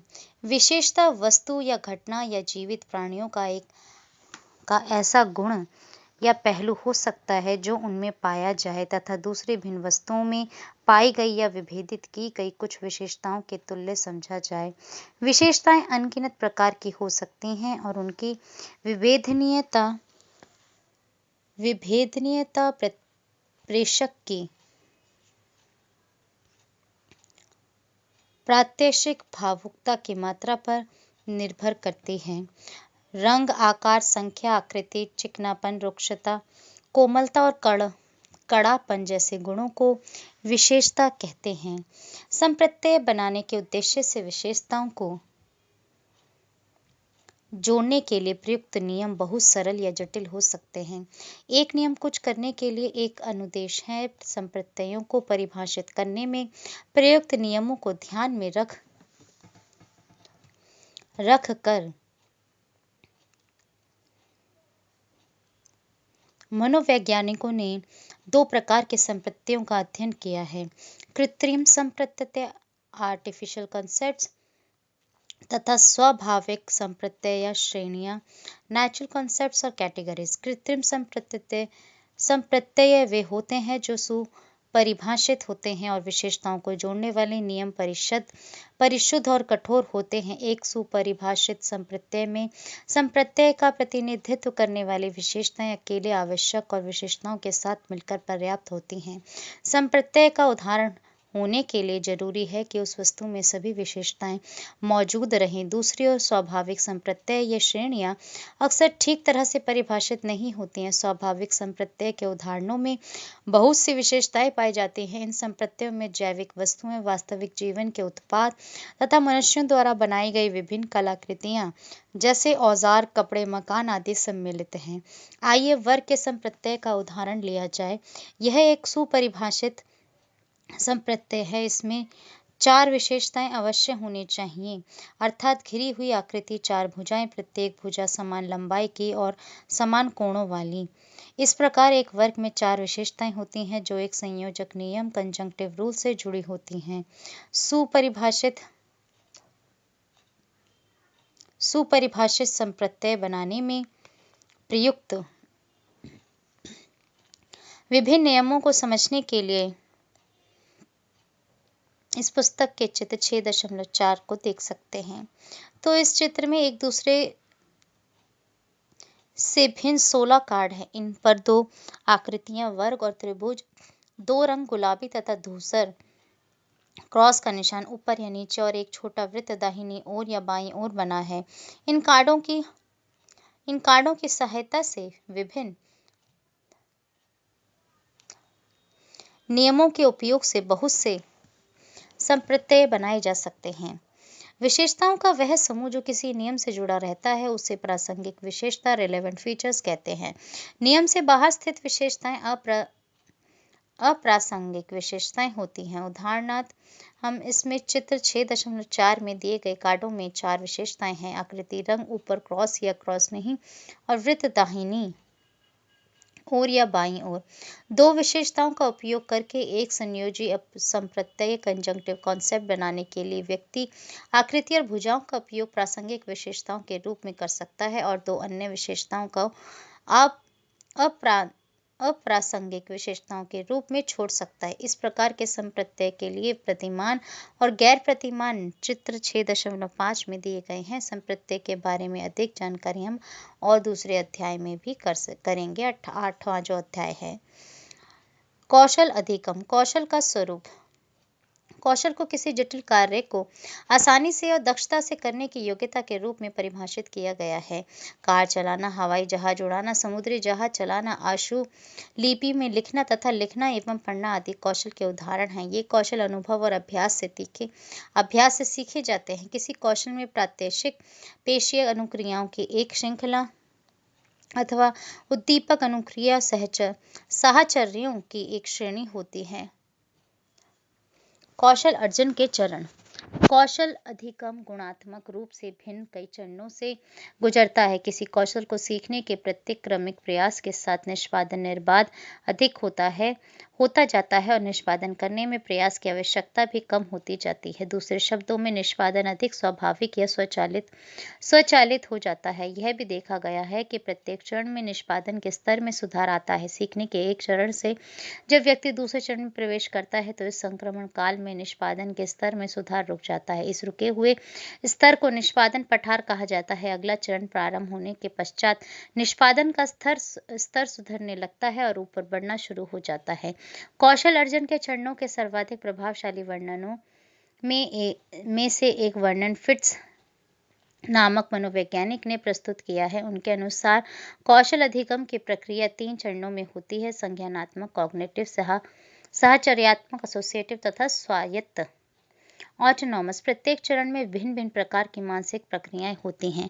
कौशल अधिगम के संज्ञानात्मक चरण में अधिगमकर्ता को दिए गए निर्देशों को समझना और याद करना पड़ता है। उसे यह भी समझना पड़ता है कि कार्य का निष्पादन किस प्रकार किया जाना है। इस चरण में व्यक्ति को परिवेश से मिलने वाले सभी संकेतों, दिए गए निर्देशों की मांग तथा अपनी अनुक्रियाओं के परिणामों को सदा अपनी चेतना में रखना होता है।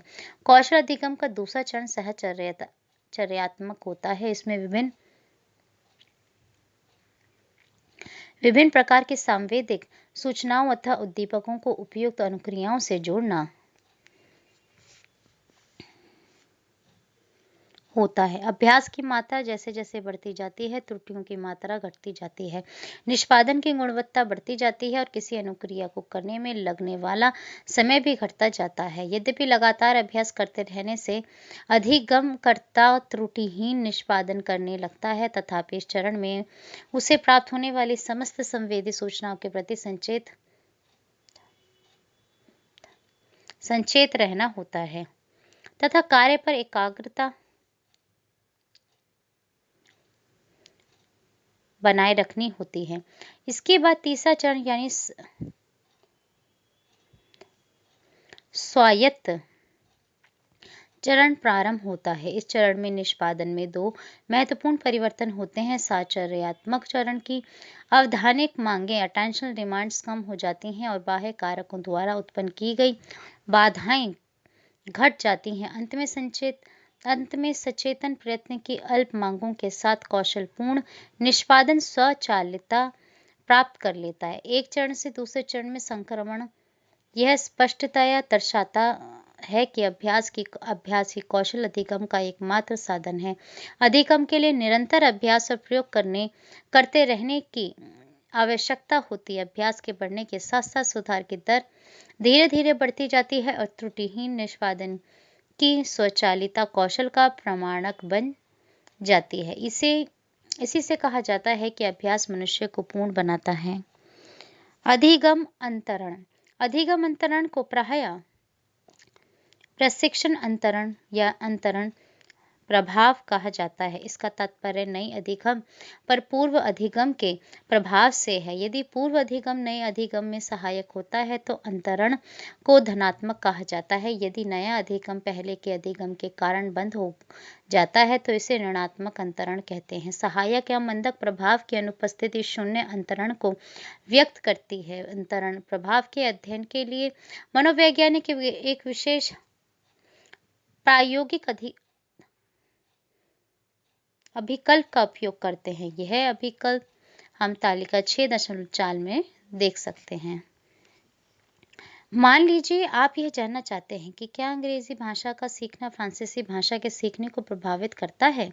इसका अध्ययन करने के लिए आप प्रतिभागियों का एक बड़ा प्रतिदर्श चुनते हैं और उसे यादृच्छिक रूप से 2 समूहों में बांट देते हैं। एक समूह का उपयोग प्रायोगिक दशा के लिए और दूसरा समूह नियंत्रित दशा के लिए तय किया जाता है। प्रायोगिक समूह के प्रतिभागी 1 वर्ष तक अंग्रेजी भाषा सीखते हैं और उनका परीक्षण कर लिया जाता है कि 1 वर्ष में उनको अंग्रेजी भाषा का कितना ज्ञान हुआ। दूसरे वर्ष में वे फ्रांसीसी भाषा सीखना प्रारंभ करते हैं और 1 वर्ष बीतने पर उनके फ्रांसीसी भाषा के ज्ञान का परीक्षण कर लिया जाता है। नियंत्रित समूह के प्रतिभागी पहले वर्ष में अंग्रेजी भाषा सीखने की बजाय अपना दैनिक कार्य ही करते हैं और 1 वर्ष के बाद वे भी फ्रांसीसी भाषा सीखना प्रारंभ कर देते हैं। 1 वर्ष तक फ्रांसीसी भाषा सीखने के बाद इनके भी फ्रांसीसी भाषा के ज्ञान की उसी तरह परीक्षा ली जाती है। इसके बाद दोनों समूहों के फ्रांसीसी भाषा की परीक्षा में प्राप्त अंकों की तुलना की जाती है। यदि प्रायोगिक समूह के अंक नियंत्रित समूह के अंकों से अधिक हैं तो इसका अर्थ होगा कि अंग्रेजी भाषा सीखने का फ्रांसीसी भाषा सीखने पर धनात्मक अंतरण प्रभाव पड़ा। परंतु यदि प्रायोगिक समूह के अंक नियंत्रित समूह से कम आते हैं तो इसका अर्थ होगा कि अंग्रेजी भाषा सीखने का फ्रांसीसी भाषा सीखने पर ऋणात्मक अंतरण प्रभाव पड़ा। इसी प्रकार यदि दोनों समूहों के अंकों में सार्थक अंतर न मिले तो यह कहा जाएगा कि अंग्रेजी भाषा सीखने का फ्रांसीसी भाषा सीखने पर अंतरण प्रभाव की मात्रा 0 है। ध्यातव्य है कि अंतरण प्रभाव के अध्ययन में अविशिष्ट अंतरण जनरल ट्रांसफर और विशिष्ट अंतरण स्पेसिफिक ट्रांसफर में भेद किया जाता है। ये सुपरिचित तथ्य है कि पूर्व अधिगम सदा ही धनात्मक अविशिष्ट अंतरण की ओर ले जाता है। यह केवल विशिष्ट अंतरण में ही होता है कि अंतरण प्रभाव धनात्मक या ऋणात्मक होता है और कुछ अवस्थाओं में प्रभाव 0 भी होता है। हालांकि वास्तव में अविशिष्ट अंतरण के कारण 0 अंतरण सैद्धांतिक रूप से अतर्क संगत है। आइए अविशिष्ट तथा अविशिष्ट अंतरण की प्रकृति को समझने का प्रयास करें। अधिगम अंतरण प्रभावों के अध्ययन में प्रयुक्त प्रायोगिक विकल्प इसको देखते हैं। प्रतिभागियों के समूह और प्रथम चरण और द्वितीय चरण। पहला प्रतिभागियों के समूह में है प्रायोगिक। प्रथम चरण है कार्य अ को सीखना, उसमें द्वितीय चरण है कार्य ब को सीखना। दूसरा प्रतिभागियों के समूह में है नियंत्रित। प्रथम चरण इसका है सीखने का कार्य ना करके विश्राम, उसका द्वितीय चरण है कार्य ब को सीखना। अविशिष्ट अंतरण के संबंध में स्पष्ट रूप से विचार नहीं किया गया है और ना ही विस्तार से उसे परिभाषित किया गया है। तथापि पूर्व अधिगम व्यक्ति को दूसरे कार्य को अच्छे तरीके से सीखने के अनुकूल बना देता है। एक कार्य का सीखना अधिगमकर्ता को अगला कार्य ज्यादा सुविधा से सीखने के लिए स्फूर्ति प्रदान करता है। आपने क्रिकेट के खिलाड़ियों को पिच पर विकेट के नजदीक जाकर अपना स्थान ग्रहण करते हुए देखा होगा। ये खिलाड़ी एक पैर से कूदते हुए चलते हैं, फिर दूसरे पैर से कूदते हैं। वे बल्ला पकड़े हुए अपने दोनों हाथों को घुमाते हैं ताकि उनके हाथों की मांसपेशियां ढीली हो जाए। इसी तरह परीक्षा में अपने उत्तर लिखते समय आपने पाया होगा कि शुरू में लिखने की गति धीमी रहती है और बैठने का तरीका लिखने के लिए बहुत प्रभावी नहीं रहता है। 2-3 पृष्ठ लिखने के बाद आप पूरी तरह तैयार हो जाते हैं। आपकी लिखने की गति तेज हो जाती है तथा शरीर लिखने के कार्य के साथ समायोजित हो जाता है, जो तब तक चलता रहता है जब तक कि अंतिम उत्तर आप नहीं लिख लेते हैं। कुछ देर के पश्चात स्फूर्ति परिणाम समाप्त हो जाता है। स्फूर्ति परिणाम अधिगम के एक सत्र तक रहता है और उसी में व्यक्ति 2 या अधिक कार्यों को सीख सकता है। विशिष्ट अंतरण। जब कभी प्राणी कुछ सीखता है तो उससे उद्दीपक अनुक्रिया साहचर्यों की श्रृंखला होती है। किसी भी कार्य में विभेदनीय उद्दीपकों की एक कड़ी होती है जिसमें प्रत्येक उद्दीपक का एक विशेष अनुक्रिया के साथ साहचर्य बनाना होता है। यदि पहले सीखे जाने वाले कार्य आ का अंतरण प्रभाव बाद में सीखे जाने वाले कार्य ब पर पड़े तो इसे विशिष्ट अंतरण कहते हैं। कार्य अ का सीखना कार्य ब के सीखने को सरल या अधिक कठिन या बिना किसी प्रभाव का बना सकता है। विशिष्ट अंतरण प्रभाव पहले सीखे जाने वाले कार्य और दूसरे कार्य के बीच समानता असमानता पर निर्भर करता है। प्रायोगिक अध्ययनों की बड़ी श्रृंखला के आधार पर विशिष्ट अंतरण के संबंध में तालिका 6.5 दर्शाई गई दशाओं के प्रसंग में निम्नलिखित निष्कर्ष प्राप्त हुए हैं। पहली दशा में जब दोनों कार्यों के उद्दीपक तथा अनुक्रिया एक दूसरे से भिन्न हैं तो किसी विशिष्ट अंतरण की प्रत्याशा नहीं की जा सकती। अविशिष्ट अंतरण के कारण थोड़ी मात्रा में धनात्मक अंतरण दिखाई पड़ सकता है। दूसरी दशा में जहां दोनों कार्यों के उद्दीपक समान हैं और अनुक्रियाएं भी बहुत समान हैं, अत्यधिक मात्रा में अंतरण होता है। यह नियमित रूप से दर्शाया गया है कि इस दशा में धनात्मक अंतरण होता है। तीसरी दशा में जब दोनों कार्यों के उद्दीपक तो समान हैं परंतु अनुक्रियाएं अलग अलग हैं, थोड़ी मात्रा में धनात्मक अंतरण होता है। चौथी दशा में दोनों कार्यों के उद्दीपक भिन्न भिन्न हैं, परंतु अनुक्रियाएं एक समान हैं। इस दशा में अनुक्रियाओं के साथ नए साहचर्य सीखने होंगे। इस दशा में धनात्मक अंतरण प्राप्त होता है। पांचवी दशा में उद्दीपक तथा अनुक्रियाएं तो दोनों ही कार्यों में समान है, परंतु युग्मों की रचना बदल जाने के कारण दूसरे कार्य को सीखने में ऋणात्मक अंतरण होता है। ऐसा इसलिए होता है कि आरंभिक कार्य में सीखे गए साहचर्य नए साहचर्यों को सीखने में अवरोध पैदा करते हैं। इस तरह के अवरोधों का वर्णन हम आगे 7वें अध्याय मानव स्मृति में देखेंगे। अधिगम को सुगम बनाने वाले कारक। इस अध्याय के पिछले खंड में हमने अधिगम के विशिष्ट निर्धारकों का परीक्षण किया है। उदाहरण के लिए प्राचीन अनुबंधन में अनुबंधित तथा अनुबंधित उद्दीपकों का समीपस्थ प्रस्तुतीकरण क्रिया प्रस्तुत अनुबंधन में प्रबलित प्रयासों की संख्या, प्रबलन की मात्रा तथा प्रबलन प्राप्त होने में विलंब,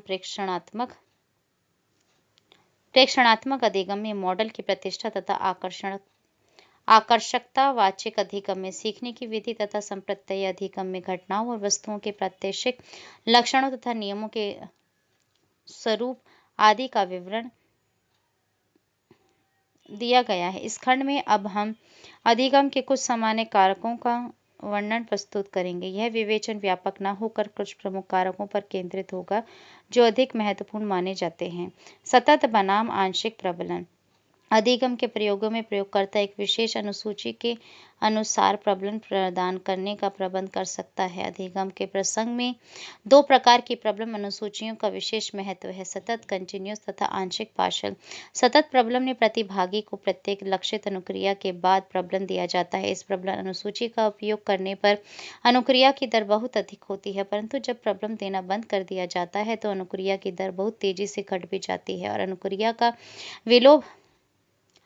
विलोप शीघ्र होता है। चूंकि प्राणी को प्रत्येक प्रयास में प्रबलन मिलता है अतः प्रबलक की प्रभावकता कम हो जाती है। ऐसी अनुसूचियों में जहां प्रबलन लगातार नहीं किया जाता है वहां पर कुछ अनुक्रियाओं को प्रबलित नहीं किया जाता है, इसलिए इसे आंशिक या सविराम प्रबलन अनुसूची कहा जाता है। आंशिक अनुसूची में नैमित्तिक अनुक्रियाओं को कब कब प्रबलित किया जाएगा और कब कब नहीं, इसके निर्धारण की अनेक विधियां हैं। आंशिक प्रबलन अनुसूची द्वारा प्रबलन देने पर भी अनुक्रिया की दर अत्यंत अधिक होती है, विशेष रूप से उस समय जब अनुक्रियाएं अनुपात अनुसूची के अनुसार प्रबलित की जाती हैं। इस प्रकार की अनुसूची में प्राणी बहुधा बहुत सी अनुक्रियाएं करता है जिन्हें प्रबलित नहीं किया जाता है, अतः उसे यह जान पाना कठिन होता है कि कब कोई प्रबलन देना पूर्णतः बंद कर दिया गया है या कब प्रबलन देने में विलंब किया जा रहा है। सतत प्रबलन अनुसूची में तो यह कहना सरल है कि कब प्रबलन देना बंद कर दिया गया है। इस प्रकार का अंतर विलोप के लिए निर्णायक पाया गया है। यह देखा गया है कि सतत प्रबलन की तुलना में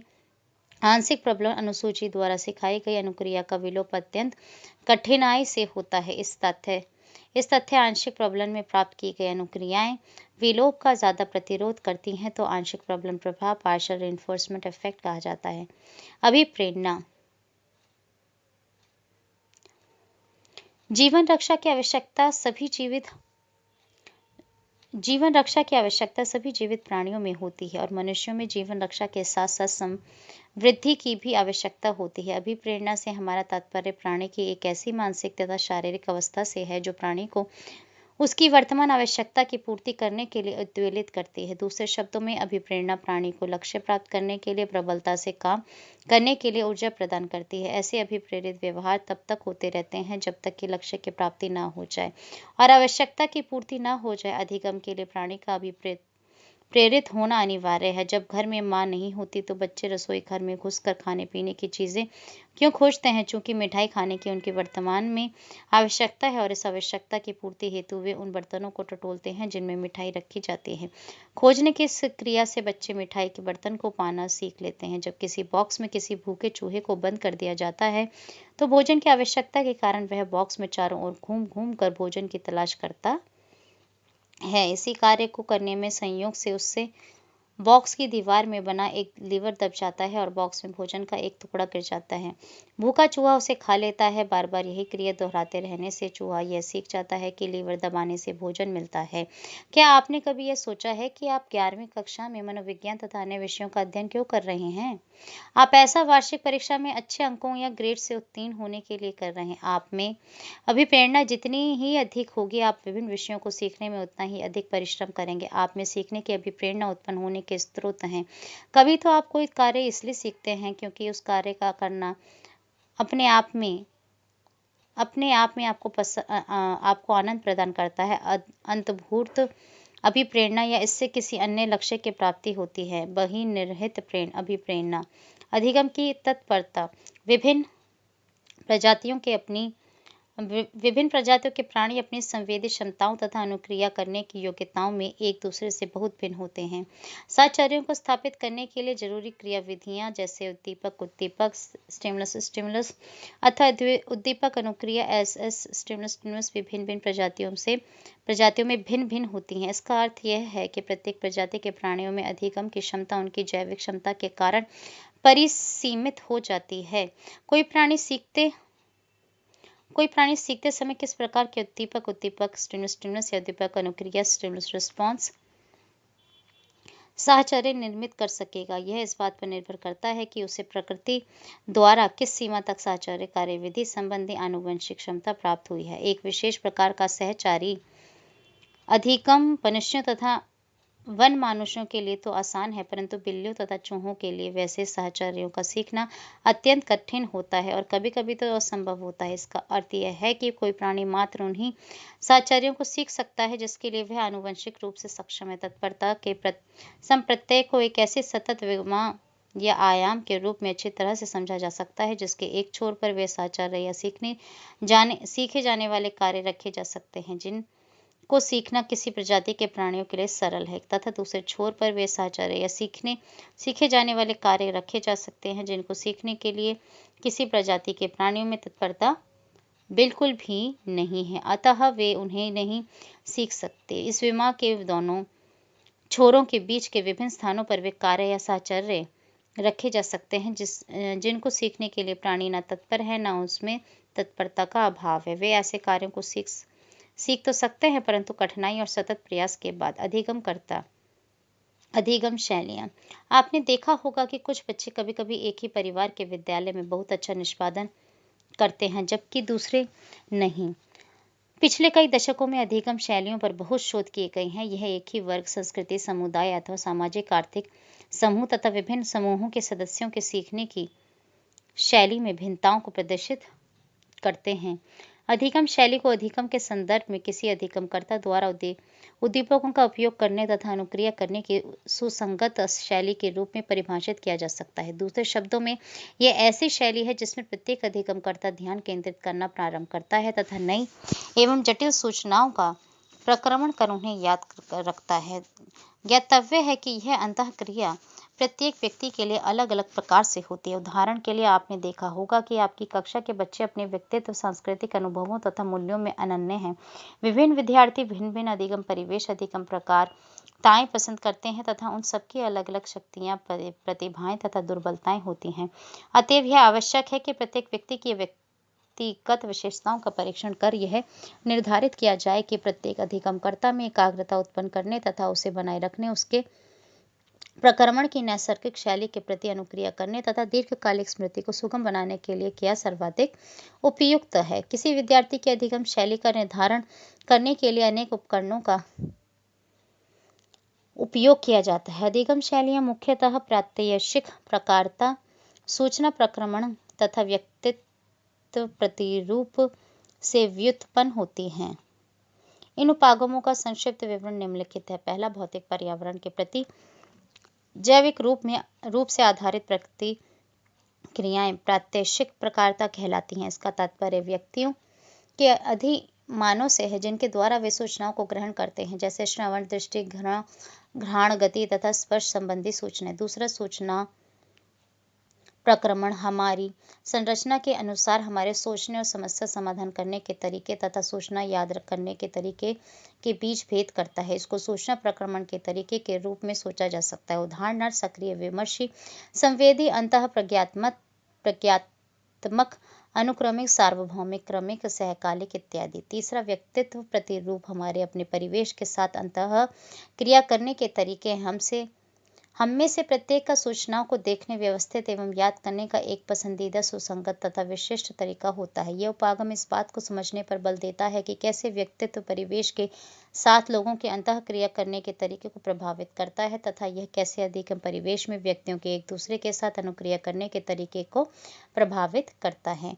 अधिगम शैलियाँ कई आयामों में भिन्न होती हैं। उदाहरण के लिए एंडरसन ने अधिगम की विश्लेषणात्मक तथा संबंधात्मक शैलियों में विभेद किया है।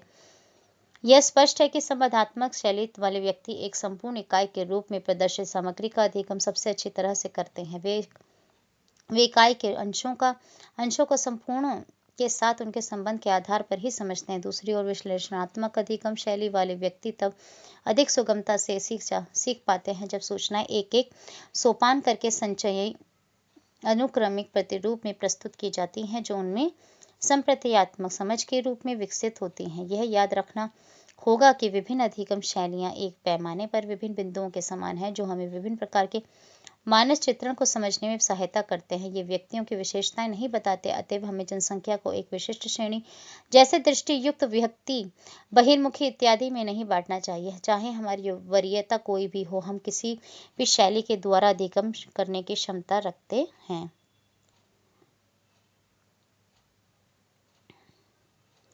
अधिगम शैलियाँ: संबंधनात्मक शैली, विश्लेषणात्मक शैली। संबंधनात्मक शैली में पहला, सूचना को समग्र चित्र के अंश के रूप में प्रत्यक्षण करना। विश्लेषणात्मक शैली का पहला है समग्र चित्र में से किसी सूचना को निकाल लेने में सक्षम होना, विस्तृत आरेख पर फोकस। दूसरा, संबंधनात्मक शैली में अंतर्ज्ञानात्मक चिंतन का प्रदर्शन। और दूसरा, विश्लेषणात्मक शैली में अनुक्रमिक एवं संरचित चिंतन का प्रदर्शन। संबंधात्मक शैली का तीसरा, मानवीय एवं सामाजिक विषय वस्तु से संबंधित तथा अनुभविक सांस्कृतिक प्रासंगिकता की सामग्री का सुगमता पूर्वक अधिगम करना।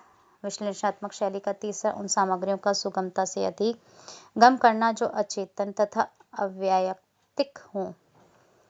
चौथा, मौखिक रूप से प्रस्तुत विचारों एवं सूचनाओं के लिए अच्छी स्मृति होना, विशेषतः यदि वे प्रासंगिक हों।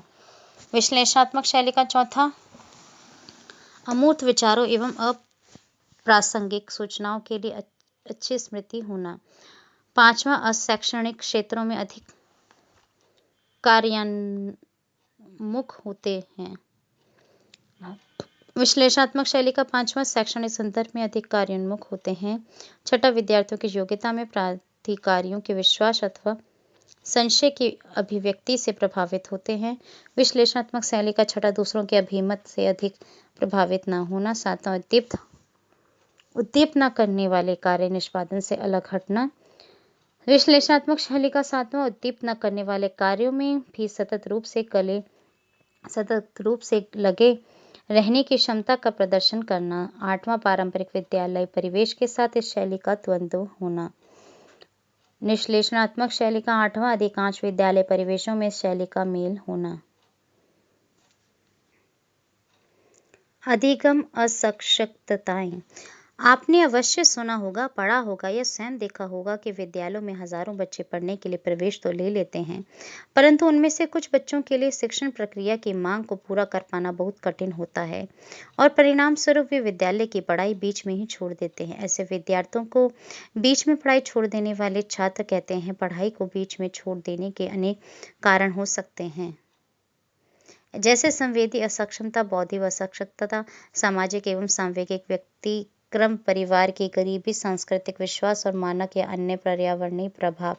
इन कारकों के अतिरिक्त अधिगम असक्षमता भी एक ऐसा कारक है जो पढ़ाई को जारी रखने में व्यवधान डालता है। इसके कारण विद्यालय अधिगम अर्थात ज्ञान तथा विभिन्न कौशलों का अर्जन करना बहुत कठिन हो जाता है। सीखने में असक्षम असशक्त बच्चे परीक्षा उत्तीर्ण करके अगली कक्षा में नहीं जा पाते और पढ़ाई बीच में छोड़ देते हैं। अधिगम असक्षमता लर्निंग डिसेबिलिटी एक सामान्य पद है। इसका अर्थ विभिन्न प्रकार के उन विकारों के समूह से है जिनके कारण किसी व्यक्ति में सीखने, पढ़ने, लिखने, बोलने, तर्क करने तथा गणित के प्रश्न हल करने आदि में कठिनाई होती है। इन विकारों के स्रोत बच्चे में जन्मजात रूप से अंतर्निहित होते हैं। ऐसा विश्वास किया जाता है कि केंद्रीय तंत्रिका तंत्र की कार्यविधि में समस्याओं के कारण अधिगम असक्षमता पाई जाती है। अधिगम असक्षमता के साथ साथ किसी बच्चे में शारीरिक असक्षमता, संवेदी असक्षमता, बौद्धिक असक्षमता भी हो सकती है। यह अधिगम असक्षमता इनके बिना भी हो सकती है। बच्चों में पाई जाने वाली अधिगम असक्षमता एक पृथक प्रकार की असक्षमता है जो उन बच्चों में भी पाई जा सकती है जो सामान्य से श्रेष्ठ बुद्धि वाले, सामान्य, संवेदी, प्रेरक तंत्र वाले हैं तथा जिनको सीखने के पर्याप्त अवसर प्राप्त होते हैं। यदि अधिगम असक्षमता का समुचित प्रबंधन नहीं किया जाए तो यह जीवन पर्यंत बनी रहती है और व्यक्ति के आत्मसम्मान, पेशा, सामाजिक संबंधों तथा दिन प्रतिदिन की क्रियाओं को प्रभावित करती है। अधिगम असक्षमता के लक्षण। अधिगम असक्षमता के अनेक लक्षण हैं। अधिगम असक्षमता वाले बच्चों में ये लक्षण भिन्न भिन्न संयोजनों में प्रकट होते हैं, चाहे उनकी बुद्धि, अभिप्रेरणा तथा अधिगम के लिए किया गया परिश्रम कुछ भी हो। पहला, अक्षरों, शब्दों तथा वाक्यांशों को लिखने में, लिखी हुई सामग्री को पढ़ने में तथा बोलने में बहुधा कठिनाई पाई जाती है। यद्यपि उनमें श्रवण दोष नहीं होता है तथापि उनमें सुनने की समस्या पाई जाती है। ऐसे बच्चे सीखने के लिए योजना बनाने या इसके लिए कोई तरकीब खोजने में अन्य बच्चों की अपेक्षा बहुत भिन्न होते हैं। दूसरा, अधिगम असक्षमता वाले बच्चों में अवधान से जुड़े विकार पाए जाते हैं। वे किसी एक विषय पर देर तक ध्यान केंद्रित नहीं कर पाते तथा उनका ध्यान शीघ्र ही टूट जाता है। अवधान की इस कमी के कारण अनेक बार उनमें अतिक्रिया उत्पन्न हो जाती है। इसके परिणाम स्वरूप वे हमेशा गतिशील रहते हैं, कुछ न कुछ करते रहते हैं तथा विभिन्न सामानों को अनवरत रूप से इधर से उधर हटाते रहते हैं। तीसरा, अधिगम अशक्तता वाले बच्चों में स्थान व समय की समझदारी की कमी आम लक्षण है। ये नई जगहों को आसानी से नहीं पहचान पाते और अक्सर खो जाते हैं। कालबोध की कमी के कारण ये अपने काम के स्थान पर या तो समय से बहुत पहले या फिर बहुत विलंब से पहुंचते हैं। इसी तरह इनमें दिशाबोध की भी कमी होती है। ऊपर, नीचे, दाएं, बाएं आदि में भेद करते हुए कार्य करने में इनसे अक्सर गलतियां होती हैं। चौथा, अधिगम अशक्तता वाले बच्चों का पेशे समन्वय तथा हस्त निपुणता अपेक्षाकृत निम्न कोटि का होता है। यह उनके शारीरिक संतुलन के अभाव, पेंसिल को नुकीला करने तथा दरवाजे का दस्ता हैंडल पकड़ने में असक्षमता एवं साइकिल चलाना सीखने में कठिनाई से स्पष्ट होता है।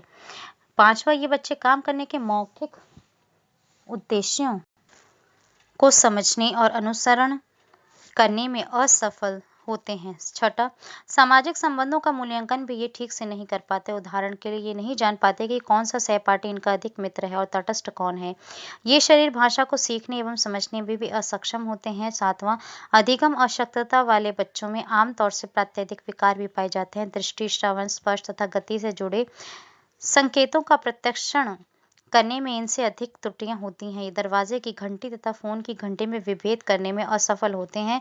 इसका अर्थ यह नहीं है कि इनमें संवेदी तीक्ष्णता नहीं होती है, ये सिर्फ निष्पादन में इसका उपयोग करने में असफल रहते हैं। आठवां, अधिगम असक्षमता वाले अधिकांश बच्चों में पठन वैकल्य डिसलेक्सिया के लक्षण पाए जाते हैं। ये बहुत बार अक्षर और शब्दों की नकल नहीं कर पाते हैं, जैसे कमर तथा रकम में सपूत और कपूत में ट तथा ठ, प तथा फ में अंतर करना इसके लिए बहुत कठिन होता है। ये शब्दों को वाक्यों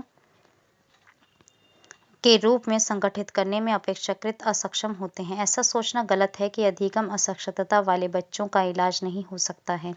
उपचारीय अध्यापन विधि के उपयोग से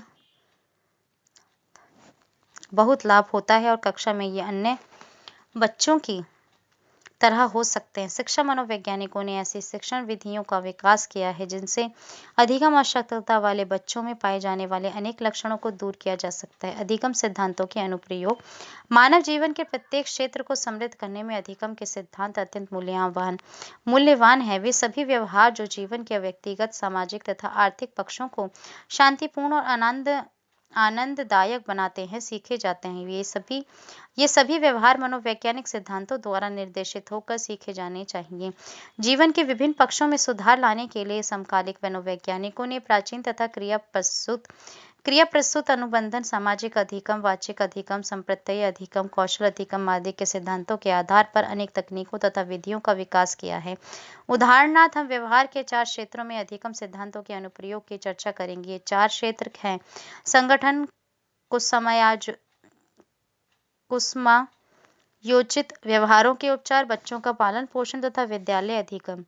किसी भी संगठन में व्यक्तियों का कार्य से अनुपस्थित रहना, बार बार बीमारी की छुट्टी लेना, अनुशासनहीनता तथा आवश्यक कौशलों के अभाव आदि से गंभीर समस्याएं पैदा होती हैं। अधिगम के सिद्धांतों के अनुप्रयोग से इन समस्याओं का समाधान किया जा सकता है। कुछ संगठनों ने अपने कर्मचारियों की उपस्थिति बढ़ाने के लिए और कार्य से अनुपस्थित रहने को कम करने के लिए एक रोचक युक्ति का उपयोग किया है। प्रत्येक 3 महीने बीतने पर ऐसे कर्मचारियों के नामों की पर्चियां बना ली जाती हैं जो एक दिन भी काम कर अनुपस्थित नहीं हुए। पर्चियों को इस ड्रम में रख दिया जाता है। लॉटरी विधि से ऐसे कर्मचारियों में से 4 से 5% कर्मचारियों को प्रतिदिन काम पर आने के लिए आकर्षक पुरस्कार रिवॉर्ड्स दिया जाता है। पाया गया है कि ऐसी युक्ति से उन संगठनों में अनुपस्थित रहने की प्रवृत्ति घटी है। इसी प्रकार जो कर्मचारी पूरे वर्ष में एक दिन भी बीमारी की छुट्टी नहीं लेते, उनको भी पुरस्कृत किया जाता है। इस प्रकार के आंशिक पुरस्कार बीमारी की छुट्टी लेने के प्रसंग को कम करते हैं। अनुशासन सुधारने के लिए प्रबंधक कर्मचारियों के लिए मॉडल के रूप में कार्य करना शुरू करते हैं या कर्मचारियों को ऐसे मॉडल प्रबंधकों के अधीन कर दिया जाता है। अधिगम के सिद्धांतों के आधार पर अनेक ऐसे चिकित्सात्मक उपचारों का विकास किया गया है जो समायोजन के में कठिनाई पैदा करने वाली तथा सामाजिक असक्षमता पैदा करने वाली आदतों व व्यवहारों को सुधारने में सहायक होते हैं। इन विधियों में विलोप एक्सटेंशन के सिद्धांत का उपयोग किया गया है। असामान्य अतार्किक भय तथा परिहार अनुक्रिया से ग्रस्त बच्चों तथा प्राणों के विषय में इस भय को दूर करने के लिए अंतःस्फोटक चिकित्सा, इम्प्लोसिव थेरेपी तथा अपलावन फ्लडिंग का उपयोग किया जाता है। अंतःस्फोटक चिकित्सा में व्यक्ति कल्पना करता है कि उसका डराने वाली घटना के साथ बहुत डरावना संपर्क हो रहा है।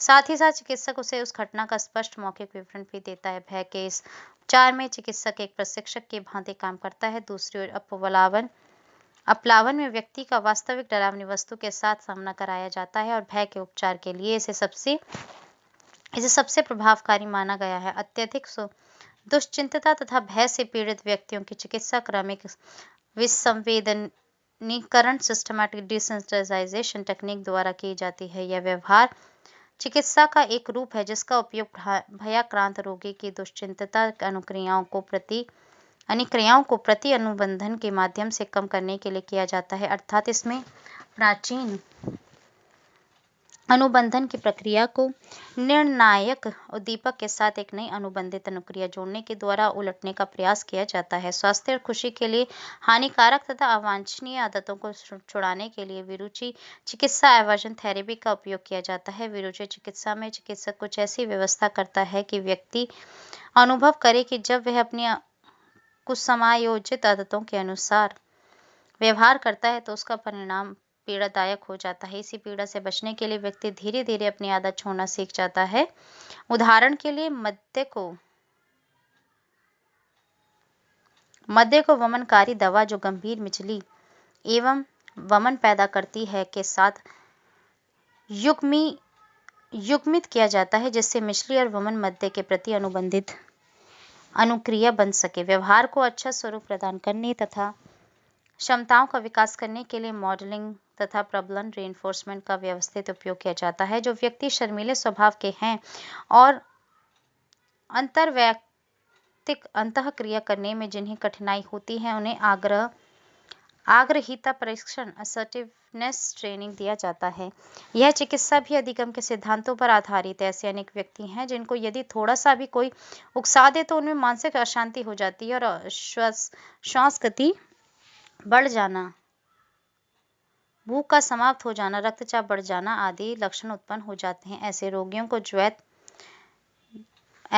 को जैव प्रतिप्राप्ति बायोफीडबैक चिकित्सा दी जाती है। यह चिकित्सा प्राचीन तथा नैमित्तिक अनुबंधन के बीच अंतःक्रिया पर आधारित है। जैव जैव प्रतिप्राप्ति के में शारीरिक क्रिया जैसे हृदय गति या रक्तचाप को मॉनिटर किया जाता है तथा शरीर क्रियात्मक प्रक्रिया के समुन्नत नियंत्रण को सुगम बनाने के लिए व्यक्ति को क्रिया की सूचना प्रदान की जाती है। उपरोक्त चिकित्साओं के संबंध में हम आगे कक्षा 12वीं में इसका विस्तार पढ़ेंगे। शिक्षण में भी अधिगम के सिद्धांतों का विस्तृत उपयोग होता है। शैक्षिक कार्यों का विश्लेषण करने के पश्चात और उन्हें विभिन्न प्रकार के अधिगम जैसे उद्दीपक, उद्दीपक, अनुक्रिया, वाचिक, प्रेषणात्मक और कौशल अधिगम आदि में प्रयुक्त करके शैक्षिक उद्देश्यों का निर्णय किया जाता है। विद्यार्थियों को बताया जाता है कि उन्हें क्या सीखना है और उन्हें उपयुक्त अभ्यास दशाएं अप्रोप्रिएट प्रैक्टिस कंडीशंस प्रदान की जाती हैं। उनसे सूचनाओं के संकलन तथा अर्थ सीखने में तथा सही अनुक्रिया को सीखने में सक्रिय सहभागिता कराई जाती है। अध्यापक एक मॉडल और परामर्शदाता मेंटर की भांति आचरण करता है ताकि विद्यार्थी उसका अनुकरण कर सकें, जिससे उनमें उचित सामाजिक व्यवहारों तथा व्यक्तिक आदतों का विकास हो सके। विद्यार्थियों को नियमित रूप से गृह कार्य दिए जाते हैं ताकि उन्हें अभ्यास के बहुत अवसर मिले। कौशल के शिक्षण में कौशलों का उद्दीपक अनुक्रिया श्रृंखलाओं के रूप में विश्लेषण किया जाता है और विद्यार्थियों की कौशलों को व्यावहारिक रूप से सीखने दिया जाता है। अधिगम सिद्धांतों का सबसे अच्छा उपयोग बच्चों के पालन पोषण में हो सकता है, बेशर्ते माता पिता दोनों ही अधिगम के सिद्धांतों से परिचित हो। प्राचीन अनुबंधन के सिद्धांतों का उपयोग करके बच्चों को खतरे तथा सुरक्षा के जरूरी संकेतों को सिखाया जाता है। क्रिया प्रसूत अनुबंधन के सिद्धांतों का उपयोग करके बच्चों के व्यवहारों को आसानी से सुधारा जा सकता है और वांछित रूप में परिवर्तित किया जा सकता है। पुरस्कार के उचित उपयोग से माता पिता बच्चों को उत्साही अधिगमकर्ता बना सकते हैं। मॉडल और परामर्शदाता के रूप में माता पिता बच्चों को सामाजिक व्यवहारों में दक्ष, कर्तव्यपरायण तथा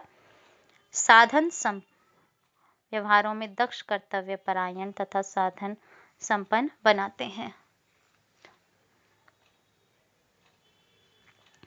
अब इस पाठ का सारांश करेंगे।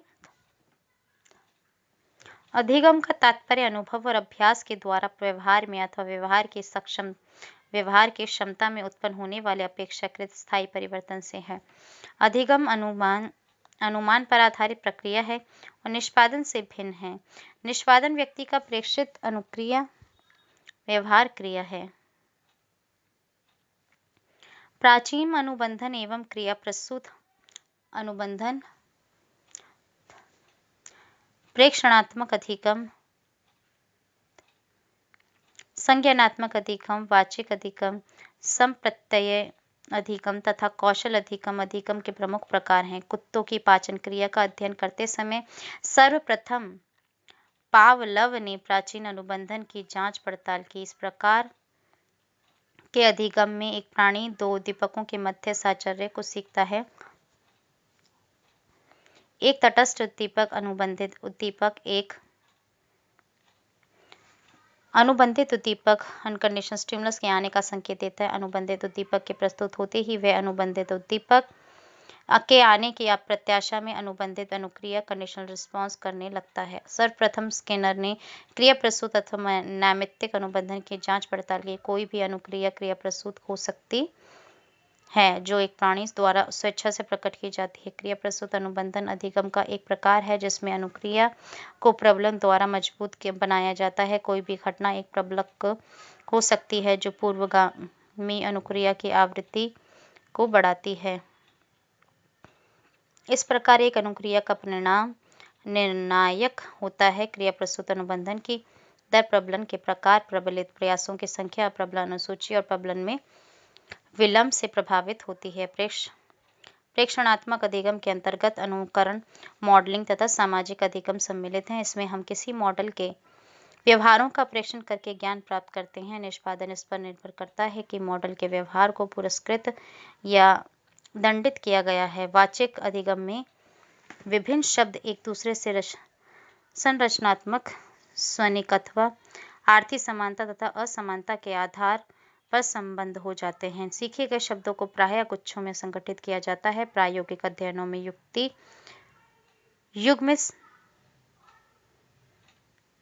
सहचर अधिगम, क्रमिक अधिगम तथा मुक्त पुनः स्मरण विधियों का उपयोग किया जाता है। सामग्री की अर्थपूर्णता तथा व्यक्तिनिष्ठ संगठन अधिगम को प्रभावित करते हैं। यह प्रासंगिक भी हो सकता है।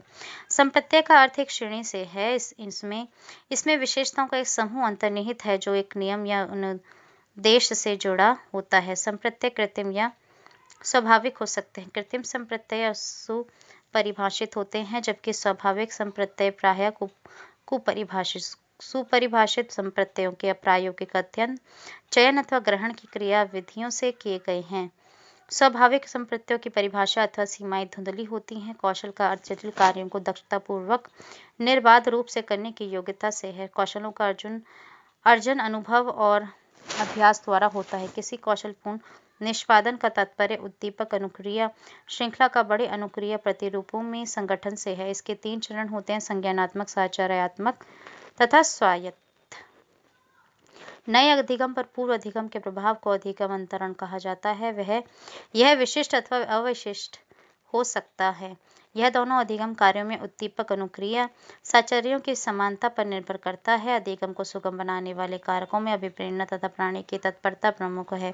अधिगम शैली का तात्पर्य उस शैली से है जिसमें प्रत्येक अधिगमकर्ता ध्यान केंद्रित करना प्रारंभ करता है और नई एवं जटिल सूचनाओं का प्रक्रमण कर उन्हें याद रखता है। अधिगम असक्षमता व्यक्तियों द्वारा सीखने जैसे पढ़ना लिखना में बाधक होती है। सीखने में असक्षम व्यक्तियों में अतिक्रियाशीलता, कालबोध का अभाव तथा नेत्र हस्त समन्वय की कमी होती है।